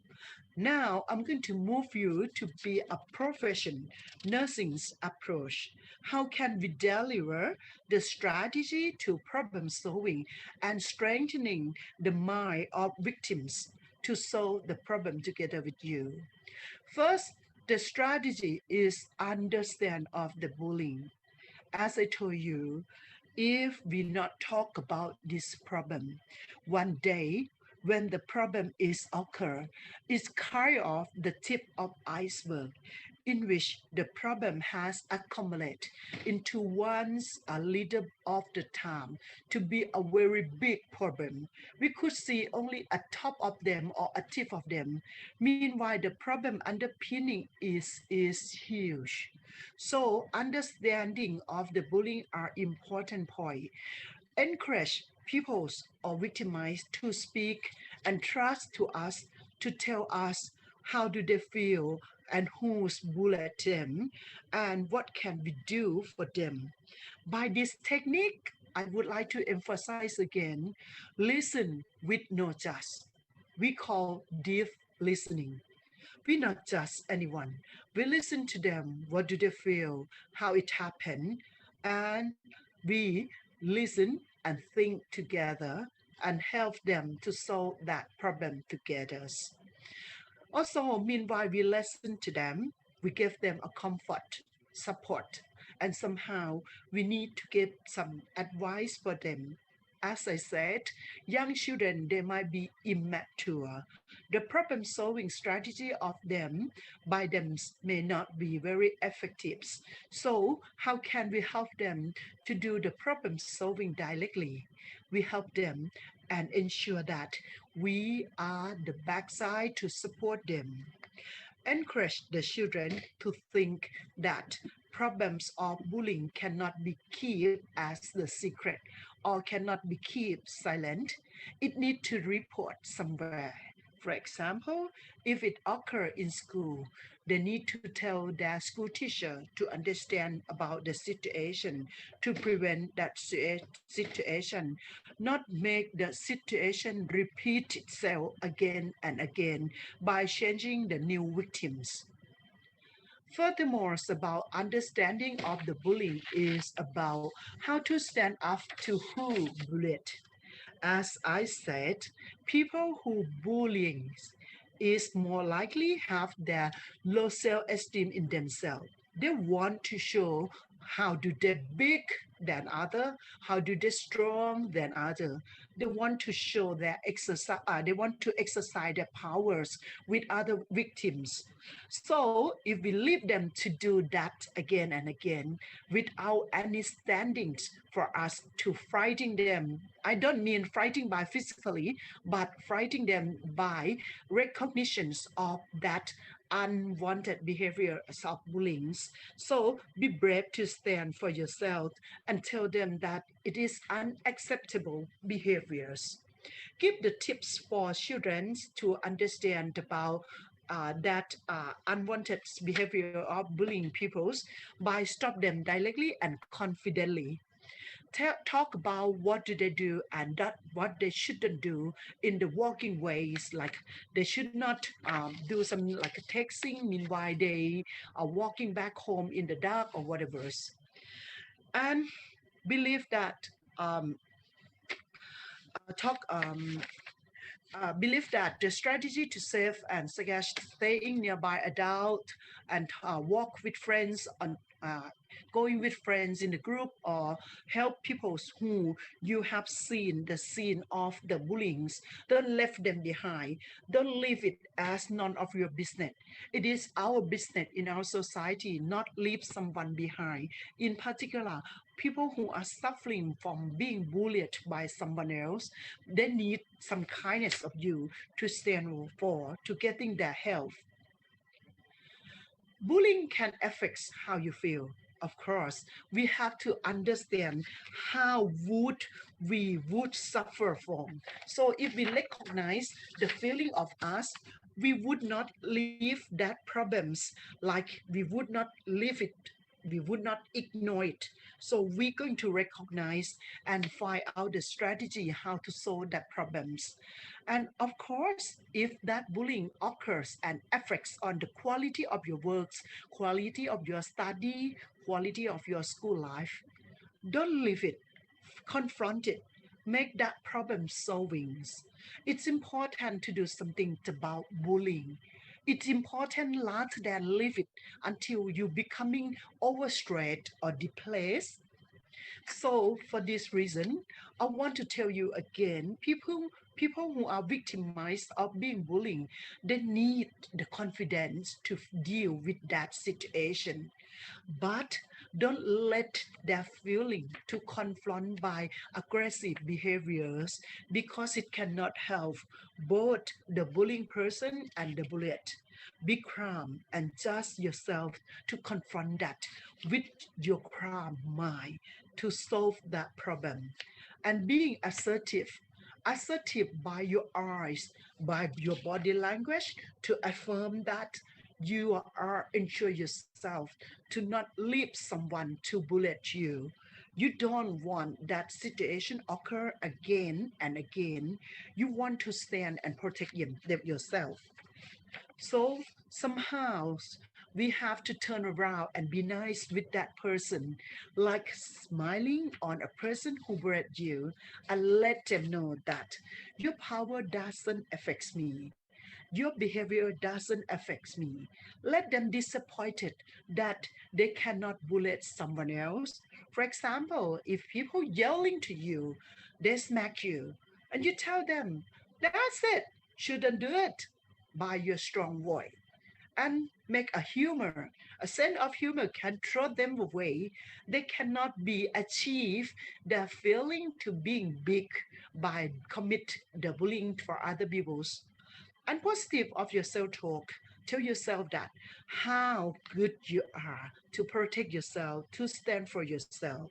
That is very important to understand and solve with the problems of the bullying behaviors. Again, standing for yourself and don't let that behavior happen and occurs. And if you are the witness of the situation, don't leave the victimized behind. Stand for them, help them. Don't do only the video record and posting in the medias because it doesn't help. They need help straight away. They need help immediately. Once you do the video records and you're posting online, it can be the evidence, but it cannot be the problem solving, and the problem cannot be minimized by protecting the victimized. Please give your helping hand for them if you are the witness or you come across with the situation of bullying occur. Last, I'm going to move into the situation of the problem solving, in which we call move on. Move on doesn't mean you are giving up. Move on is about ignorance of the uncontrolled situation. So it might not be a situation that you can do. Somehow sit over and over again. Somehow moving to school, changing your job. It can be like protecting your mind and psychological qualities, and changing that can make the implication for you and your quality of family life. And sometimes the fresh start can be separate situation of problem solving. So that is the last emphasis of problem solving. Move on is not give up. Finally, I'm going to present about the trend of cyberbullying, which is the most controversial social discussion about bullying nowadays. People move the platform to be close connected throughout the cyber, but in the other hand, they are isolated somehow because they are being bullied and no one helped them. So, believe it or not, in the cyberbullying reported nowadays, 1/3 of people feel that they've been bullied. And in this number, probably by 17.4%, it had reported that in last 30 days, there are experiences being bullied throughout the online or the social media. And the numbers are greater in doubles from 2007 in recent time. And we're hearing that the wrong direction is come from stopping cyberbullying. It's important. Is that okay? And 87% of people are young and they've seen the cyberbullying online. If they seen and people's not teaching them and seem like they ignore in that behaviors, somehow they might commit that cyberbullying themselves. So we have to focusing how can we prevent the cyberbullying on peoples, because it is the kind of hurting peoples by using harassment, using technology to be the harassment, threaten or embrace of peoples. The online it can very means behavior, aggressive or rude text or twist or post some secret photos of you. So it can make you feel very embarrassed for peoples. And the number of people who look or watch that medias or the online media in which they're already bullying for you, it cannot be count because it is uncountable of audience in the online. The cyberbullying is kind of bullying, and it lead a serious, long-lasting problem larger than the face-to-face bullying other type. And the stress, it's constraint of people's might be upset, fear of that problems, and resulted in their mood or energy level or their sleep pattern, even like their eating behavior. They might have loss of appetite, they might have lost their daily activity life. It affects on their quality of their psychological and mind. For these peoples, they might jump into the anxious or being sad, depressed, and somehow they might have psychological problem as I mentioned. Various types of the social media, for example, Twitter, YouTube, WhatsApp, Snapchat, Facebook, Instagram. They have reported about number of cyberbullying. I believe that the developer of those platform of the social media try to eliminate the posting or unaccepted posting in which might lead the cyberbullying. For example, nowadays Facebook have the features to protect the scary story or photos to be posted in the Facebook. So not only waiting for the social media platform to develop their features of their platform, we have to educate our young children or students to understand and recognize about the cyberbullying to prevent the cyberbullying behaviors. So the cyberbullying law, this is one of important information in which difference case by case, country by country. In my research that I have done and look at in preparation for this presentation, I have looked at different country. They have different law to protect people in the cyberbullying situation. So the bullying becomes such a pervasive concern in recent year, and it intimidates all peoples. So many countries in the Southeast Asia, Oceania, America, Canada, or even in Europe, they have the law and regulation to protect people who are bullied by the cyberbullying. So it can be a strategy by the government to prevent and stop bullying behaviors of people. However, we are not only waiting for the law, we need to re-educate our students and young children to understand, to prevent the behavior in which they might create the cyberbullying to other peoples. So I get into my last two slides. I'm going to leave the message for you. Nowadays, seems parents, teachers, university lecturers, or whatever, worried about the social media overuse and safety.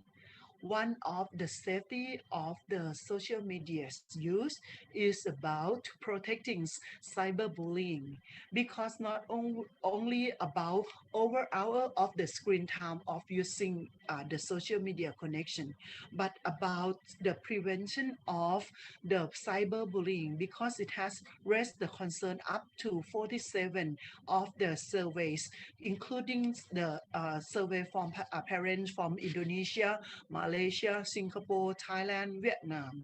So for this recently research, they have researched and report about the fears of parents. We cannot stop them to access or use the social media, but we need to educate them to prevent that unwanted behaviors. And last message I'm going to take you to bring back from to your home is about, don't let the victimized to get over by themselves. They need help, so help them to being strong, being resilient on the problem solving. Stand up and confronting with the problem, not confronting by hitting each other back or physically confronting, but confronting by strong mind, to fighting up with people who have low self-esteem, to do not commit other bullying behavior to other peoples. This is end of my presentation, and thank you again for inviting me to be a part of this international webinar. I believe that I have a presentation on time, and I wish if any questions or comments, please feel free to let me know, and the moderator going to deliver the question to me one by one, and I'm going to spend this time to respond to you. Meanwhile, I still have time in the schedule. Please welcome for your question.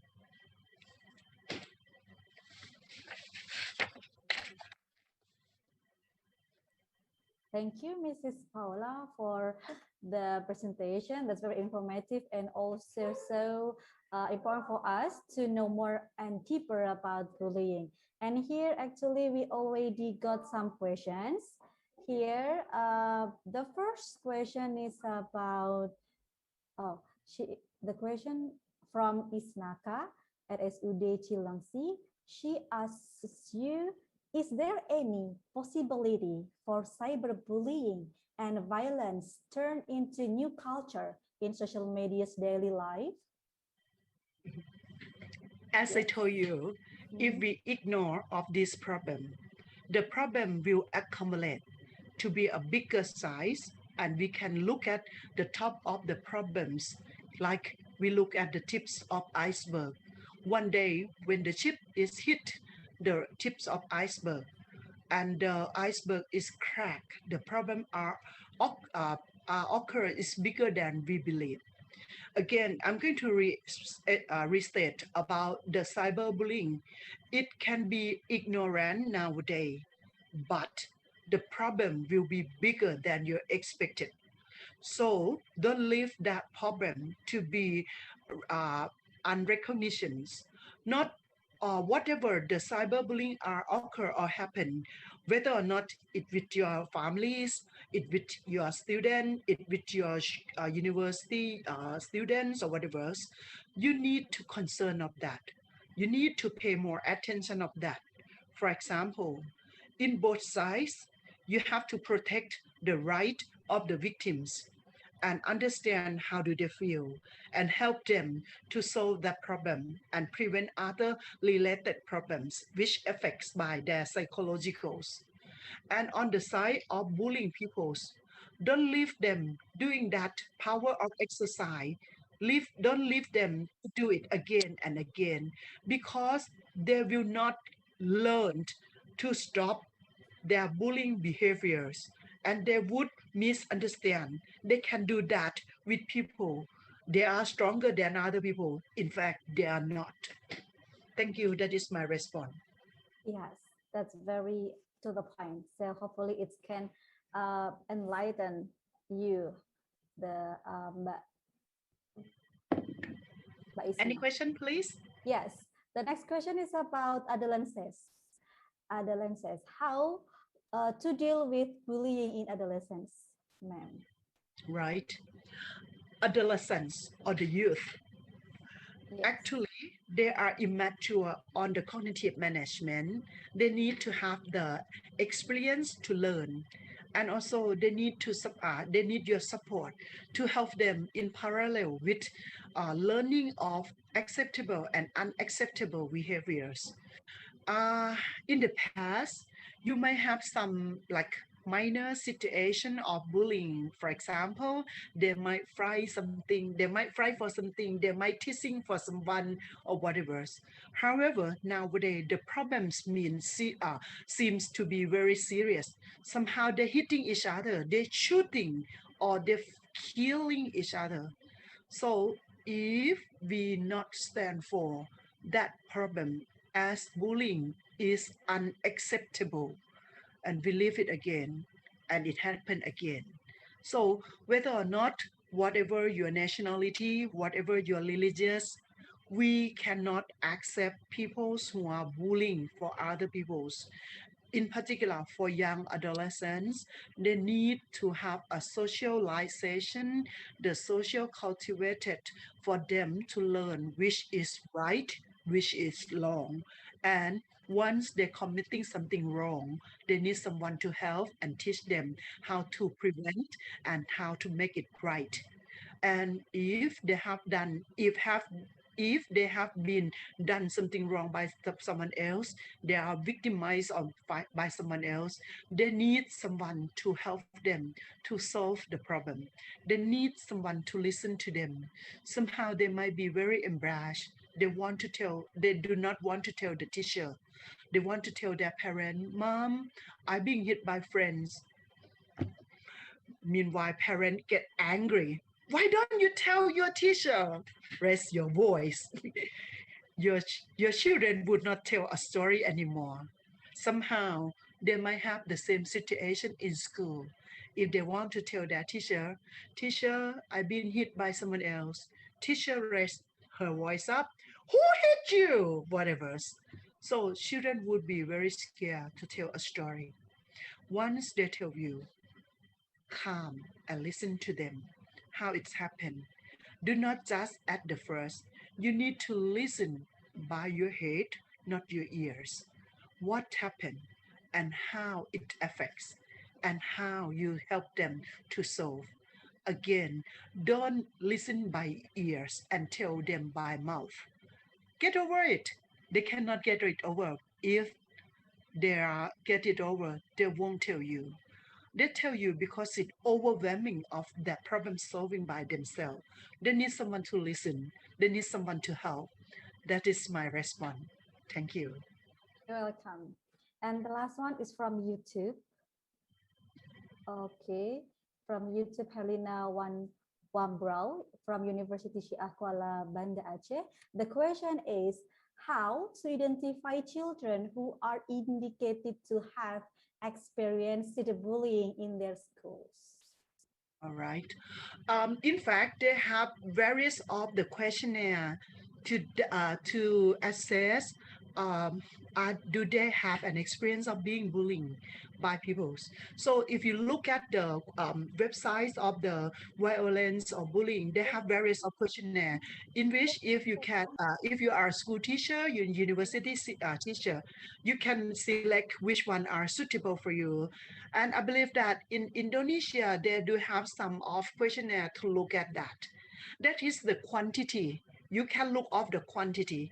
However, in the quality of the people who are affects, they might not seem to be told. They might not seem to be voiced themselves. In particular, for our context of Asian families and cultures, we keep the problem as the insider threat. We keep it as a secret. Not many people want to tell their parents about this. Not many people want to tell their teachers about this because they might fear, they might scare, and they might plead justice of the problem solving by their previous experience. For example, school teacher may not help me. My parent might be angry if they know that someone hit me or whatever. So for this reason, I'm going to respond to you. They have various of the questionnaire to assess the school bullying. And also you have to look at the behaviors of the bullied or the victimized. Do they have behavior changings? For example, they're more likely being silenced. They're more likely being like nervous, anxious. They have changed their eating behavior, their sleeping behaviors. They may not have eye contacts or whatever. So the stress can get over of their behaviors. If you look at them, if you listen to them clearly, you would understand. Recently, I have one of my master degree students develop the research on the questionnaire development to assess for the school bullying among children who are obese. Obese, one of the problems occur in young children in Thailand. She is almost finished her thesis and going to publish her works in the international journals. And she's working on that research from the stage of development the tools to assess, because being obese, one of the how to say, like a controversies among teenagers, because they want to have a good features, body image. So being obese is one kind of people's, like young children teasing each other, they yelling to other, obese child, obese girl or whatever, become behaviors. But we don't want to leave that behavior being accepted. So we raise this issue, and we come across a lot of research done in related with the assessment of bullying among teenager adolescents who are obese. That is one example. That is my response anyway. Thank you. Am I still have time or not for any question? Please welcome. One more, is it okay? Yes, please. Okay, this is from Wulan. She is from Sanata Dharma University. The question is about how to change someone's mindset that female volunteers are the same as male behavior and do not think that women have no rule. right? That is the big controversy. I'm not really sure my explanation will fit in your context or not, but let's try anyway.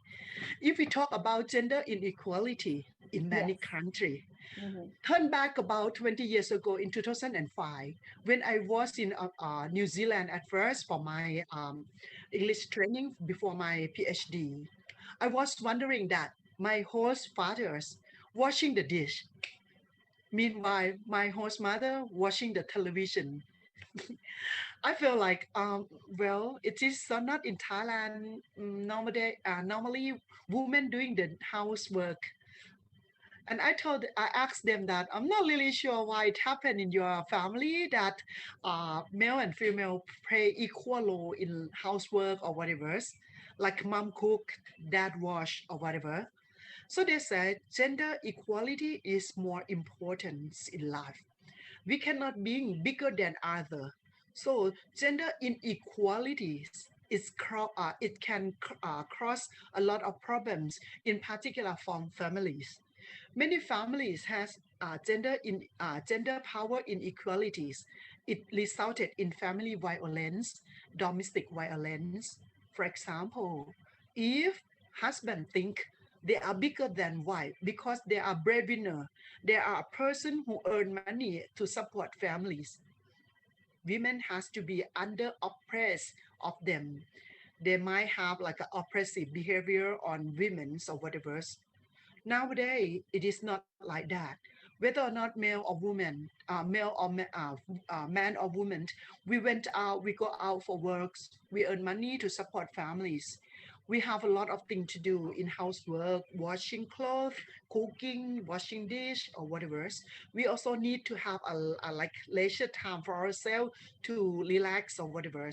If any of family members would expect a woman to take that great responsible by themselves because of gender inequality, it may be a silence problem in which one day it can erupt like volcanoes. Have you seen the volcano eruption? Yes. We don't really know about when it's occur.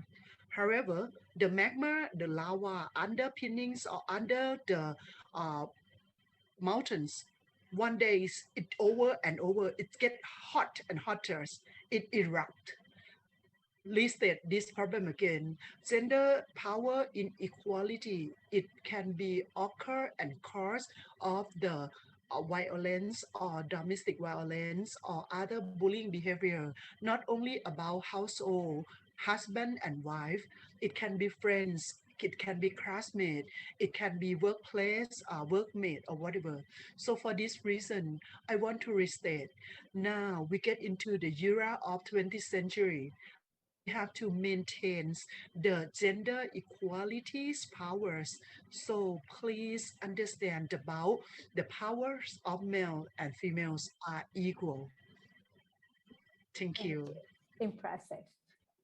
Okay, exactly. We are in the end of our presentation, Miss. And then, yes, there are three already. The question that delivered to you, and you also give the feedback. So before we close, I would like to remark again or want to highlight the pointers of the presentation. It is about bullying. There are two definitions. The first is about the meaning of the bullying itself, then the harassment, and then exactly bullying definition is a form of aggression where there are power imbalance. So if there is no balances, it can be a cause of bullying. Then the harassment is about trusted encourage kids. Sorry, the harassment one is about form of discriminations. Then to understand the bullying, we need to know deeper about that. So please listen more, and remember, you need to listen with your head, not your ear. Then you take care, you give protection, help them, don't judge. Or judging is not really, it's not a good way for us. So please back them up and face them together. so they can be brave again, they confident, and they can run their life happily. And then the last one is about cyberbullying. It's very the trend of our era as well. So we need to be aware about that, and the parents also need to pay attention more in that kind of things. Then, dear Mrs. Paula, this is our appreciation for your kindness to deliver the presentation very well today. Thank you so much for the token of appreciations. Virtually, I hope you post it online. Hope it post it for me anyway, because I cannot receive online anyway. From your screen to my screen, I cannot pick it up anyway. But I believe that Mr. Postman would help anyway. Thank you again for inviting me to join this fruitful academically activity webinar. And as I promised, I'm wearing the like a batiks. I'm not sure where it's from anyway. I'd appreciate it. You look so gorgeous today. I bought it from Jakarta last year when I went there anyway.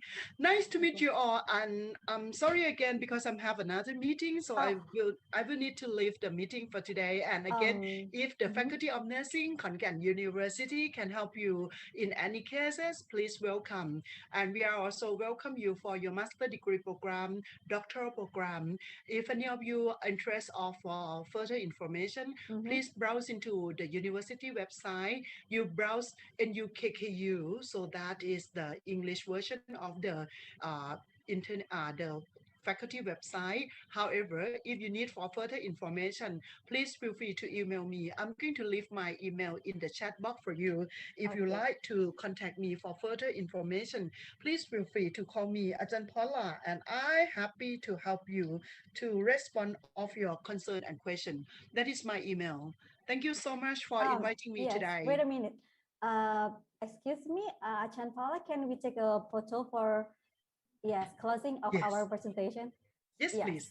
All right, everyone, please be ready to take a picture together. Here there is a technical error. Right. So finally we can join us again. So let's take a picture. Okay, 1, 2, 3, go.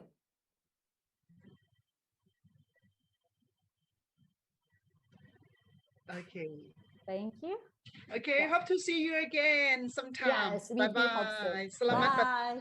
Selamat pagi. Sawadee-ka. Thank you. Sawadee-ka. Thank you. Yes, thank you. Thank you, Miss. Thank you. Thank you so much.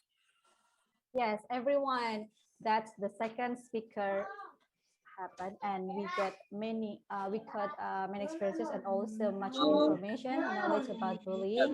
And the next one, we also still have some presenters. We have 2 presenters here, and actually they are going to deliver one-on-one in a row. So just it's quite different with the previous presentation.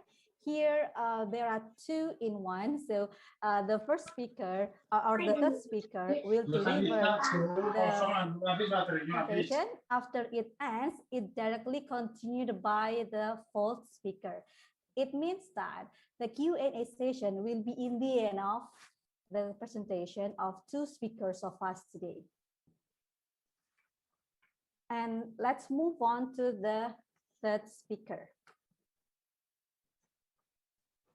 The third speaker here is Mrs. Hesty Yuliasari, S.Psi, M.Sc Psikolog.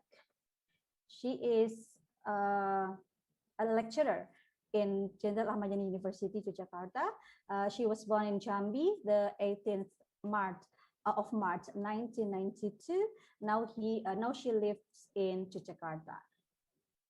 The education one, she had graduated from Psychology Department of University Islam Indonesia, and then Master of Profession Psychology UII. And she also has experiences such as former clinical psychologist in Pakualaman Public Health Center, certified trainer for School of Empathy, certified assessor for Assessment Center, assessor in Sinar Mas Maini, associate psychologist in upgrade.id, career counselor in Directory of Career Development and Alumni UII or Universitas Islam Indonesia, online counselor in KALM Seller, and then yes, now she is currently as a lecturer of psychology department in Unjaya or Jenderal Yani University, Yogyakarta. She also ever did some research such as peer counseling, mental health issues, teenagers' psychological problems, anti-corruption behavior, and also clinical psychology school. Please welcome Miss Hesty Yuliasari. The floor is yours. Oke, Assalamualaikum warahmatullahi wabarakatuh. Waalaikumsalam warahmatullahi wabarakatuh. Okay, thanks Asma for introducing me, and I think it a little bit short for my CV resume, right? But it's okay. And okay, for our attendance, I asked permission if several times I use bahasa in the middle of presentation because mostly participant or attendants here are Indonesian. But is it okay? Yes, sure. Okay. Let me share my PowerPoint. Okay.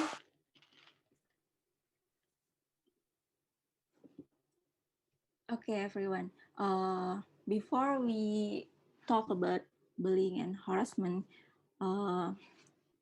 the presenter before it's helped me to giving a lot of information about bullying and harassment. But in this section, we can give our information to ourselves about bullying and harassment in psychological perspective.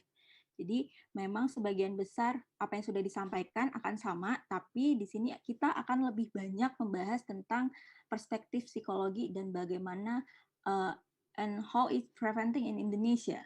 Okay. Before that, can we imagine if there are high schooler texting photos of half dresses, drunken classmates, and or jealousy tense ganging up in the school? Yeah, are they just a samples of the age of adolescence, or it just we can call it bully? Okay, can you imagine that, and how far we can tell it a bullying, or it just a adolescent new stage of developmental, and it make us thinking apakah semua yang terjadi pada remaja itu termasuk dalam perilaku bullying, atau memang itu masuk dalam tahapan perkembangannya untuk bisa lebih berkembang ke tahapan usia dewasa. Okay, let's figure it out. The topic today, I will share you facts on bullying and harassment in Indonesia, and law and regulation about child protecting in Indonesia. How about the concept of bullying and harassment in psychological perspective, and how about the prevention and intervention of bullying and harassment? Okay. This is the fact that we could find in Indonesia. We can look there as the growth of case from 2011 until 2019. There are many cases happen in Indonesia, and many report of bullying case, harassment, and abuse that happen in Indonesia. It's a lot. It's more growth year by year, and it's being the problem, national problem that we could solve together. And this is just in Indonesia. How much our teenagers, our child, our student being report about bullying case. Okay, and the fact and bullying harassment in Indonesia, 41.1% of students it's admit to having an experience bullying.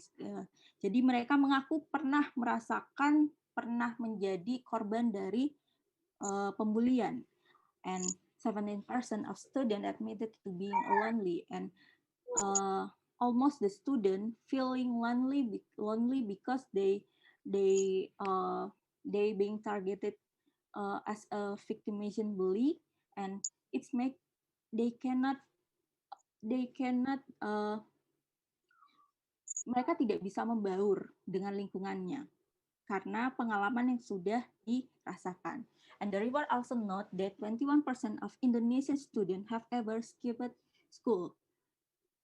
52% reported arriving late for school, and they absenting the school and make the academical record being worse. Okay, and this is the law and regulation about child protecting. Indonesia have several have a number of law and regulation that protect child from action violence of or harassment, such as law number 35 of 2014.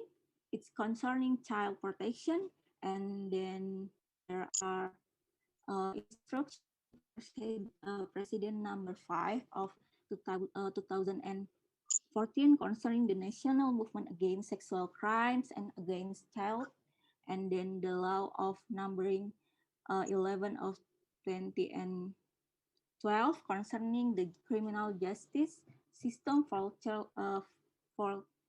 children. And we have the regulation, but why the case of bullying, harassment, children abuse always grow year by year? However, the application of this legal instrument still has various collision, and such as a public commitment and incompetence of local government, making it not yet optimal. So, making children in Indonesia not yet fulfilling protected. So, that is the requires more protection and attention to adolescents, and in order to realize the mental health and psychological well-being of adolescent. Jadi dengan adanya regulasi ini ternyata ini belum bisa mengcover tentang bagaimana proteksi terhadap anak, proteksi terhadap pelajar di lingkungan sekolah terhadap bullying dan kekerasan ataupun pelecehan.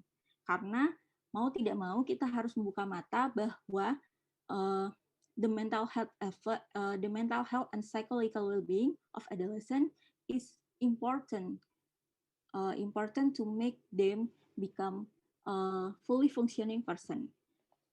Okay, why focusing on teenagers? Kenapa kita harus berfokus pada teenagers di sini? Kenapa harus remaja? If we look at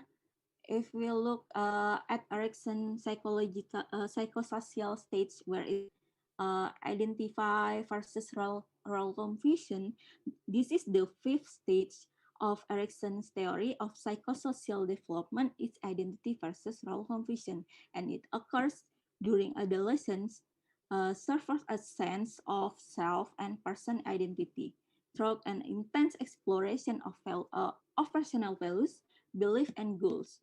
And children become they are before they become the adolescent, they just children, and they become more independent and begin to look at the future of term of career, relationship, families, housing, ya.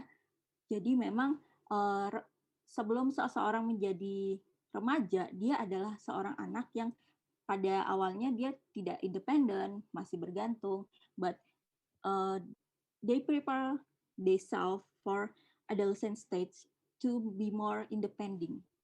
The individual wants to belong to society and fit in, so they won't become being part of society. And during this period, they explore possibility. They explore about begin to form their own identity based upon of outcome of their exploration. The success of adolescents through the stage of their psychosocial development, especially stage of identity versus role confusion, will make them to ready be at the stage of adulthood as fully functioning person. That's why we have to make safe environment to teenager from bullying and harassment phenomenon. That's the point. Okay, and we move to next slide. I think this is everyone know that what the meaning of bullying. Yeah, in Indonesia, bullying didn't have a special word. We call it mengganggu, merisa, atau merundung. That's why we know. And it bullying it's an unpleasant treatment of others and a violate uh, of one of human right. So if we talk about bullying, bullying use the force, use coercion, hurtful teasing or threat to abuse, aggressively dominate or intimidate, and the behavior is often repeated and habitual. Jadi dia seperti siklus terus menerus dan menjadi suatu kebiasaan gitu. One essential precaution is the perception by the bully or by others of an imbalance cycle or social power. This imbalance distinguishes bullying from a conflict. So bullying is a subcategory of aggressive behavior characteristic. Bullying is the activity of repeated aggressive behavior intend to hurt another individual as a psychically, mentally, or emotionally. This imbalance distinguishes bullying from a conflict. So bullying is that, as we say, being an aggressive behavior category. Okay. Okay. And what about the harassment? Bullying and harassment is a similar but different, has a different thing. The definition of harassment outlines that the behavior is similar but by its unwanted and hurtful action. It can include unwelcome conduct such as a verbal abuse, graphic or threatening statement, threat, psycho assault, or the other conduct that is threatening or humiliating, but the negative behavior is based on student or teenage, race, color, religion, sex, age, disability, or national origin, and we call it discrimination. For example, bullying behavior meets the threshold of harassment when a student is being verbally bullied with demeaning language about their disability. And this is about bullying and discrimination. Bullying and harassment has a similarity and has a differentiating. Okay. Harassment is similarity to bullying because someone hurt another person through cruel, offensive, and insulting behavior, as both involve behavior which harm, intimidated, threatening, victimize, offense, degrades, or humiliates. Harassment is different from bullying in that it is a form of discrimination. Okay, so what the differentiating is the discrimination. Discrimination happen in harassment, and bullying. Not always about discrimination. Okay, the aggressive behavior criteria in bullying and harassment, we can see it. There is a hostile intent. So dia sudah ada niat untuk menyakiti. And then imbalance of power. There is a victim, there is a perpetrators, and there is a victim being the perpetrators. Jadi ada ketidakseimbangan power atau kekuasaan di mana ada yang bersifat sebagai pelaku, ada yang bersifat sebagai korban, and then ada yang menjadi suatu siklus. Jadi dari korban menjadi pelaku bullying atau harassment. And then repetition over a period of a time, and it continue, it become a habitual. Jadi dia akan terus-menerus melakukan itu hingga memang dia merasa bahwa all of the student in the school being bullied. Jadi dia merasa bahwa semua siswa udah tunduk untuk di sekolah ya, atau orang lain merasa cukup takut dengan diri dia. Okay, this is the type of bullying in Indonesia. As we know, there is direct physical bullying, contact, like hitting, yeah. Examples are hitting, pushing, biting, grabbing, kicking, slapping, looking someone in a room, yeah, pinching, stretching, squeezing, and destroying the property is part of direct physical contact. And how about the direct verbal contact? And it's, for example, like threatening, humiliating, harassing, name calling, memberi julukan, ya, and sarcasm, putting down, taunting, intimidating, cursing, and spreading gossip. So this is part of direct verbal contact. How about the direct non-verbal behavior? This includes looking sarcastically, sticking out your tongue, making facial expressions that are condescending, mocking, or threatening. In generally, this type of bullying is accompanied by physical or verbal contact. Jadi terkadang, Miss, 2 minutes more, please. You still have 2 minutes more. Okay. So we take a rest for a little bit. You still have 2 minutes more to present. Oh, okay. Okay, we can continue. And then the indirect nonverbal behavior and cyberbullying and sexual harassment. This is, I think, before I representing this slide, Miss Ayan is describing about the type of bullying. So I don't have to explain to you, okay? And then this is the correlates and contributing factor in bullying and victim. Yes, because in a bully's behavior, there are bullies, victimization, and bully victim. The victim become a bullier. Okay, in terms of individual factor, bullying perpetration has been associated with cause someone and unemotional traits, like what traits, kepribadiannya, lalu bagaimana physical health-nya, ya, and it's become one of the factor that contributing someone being bullied or victimization. And then the family influence, like parental activity, yeah, and then peer influence, like how the peer interaction to each other, how the peers always has connection with each other. And then school influence, all about the school interaction, like interaction about teacher and student, teacher and other teacher, student and other student. That really that contributing factor in bullying. And how about the community or all cultural influence? So this factor can being someone else being bullying or victim.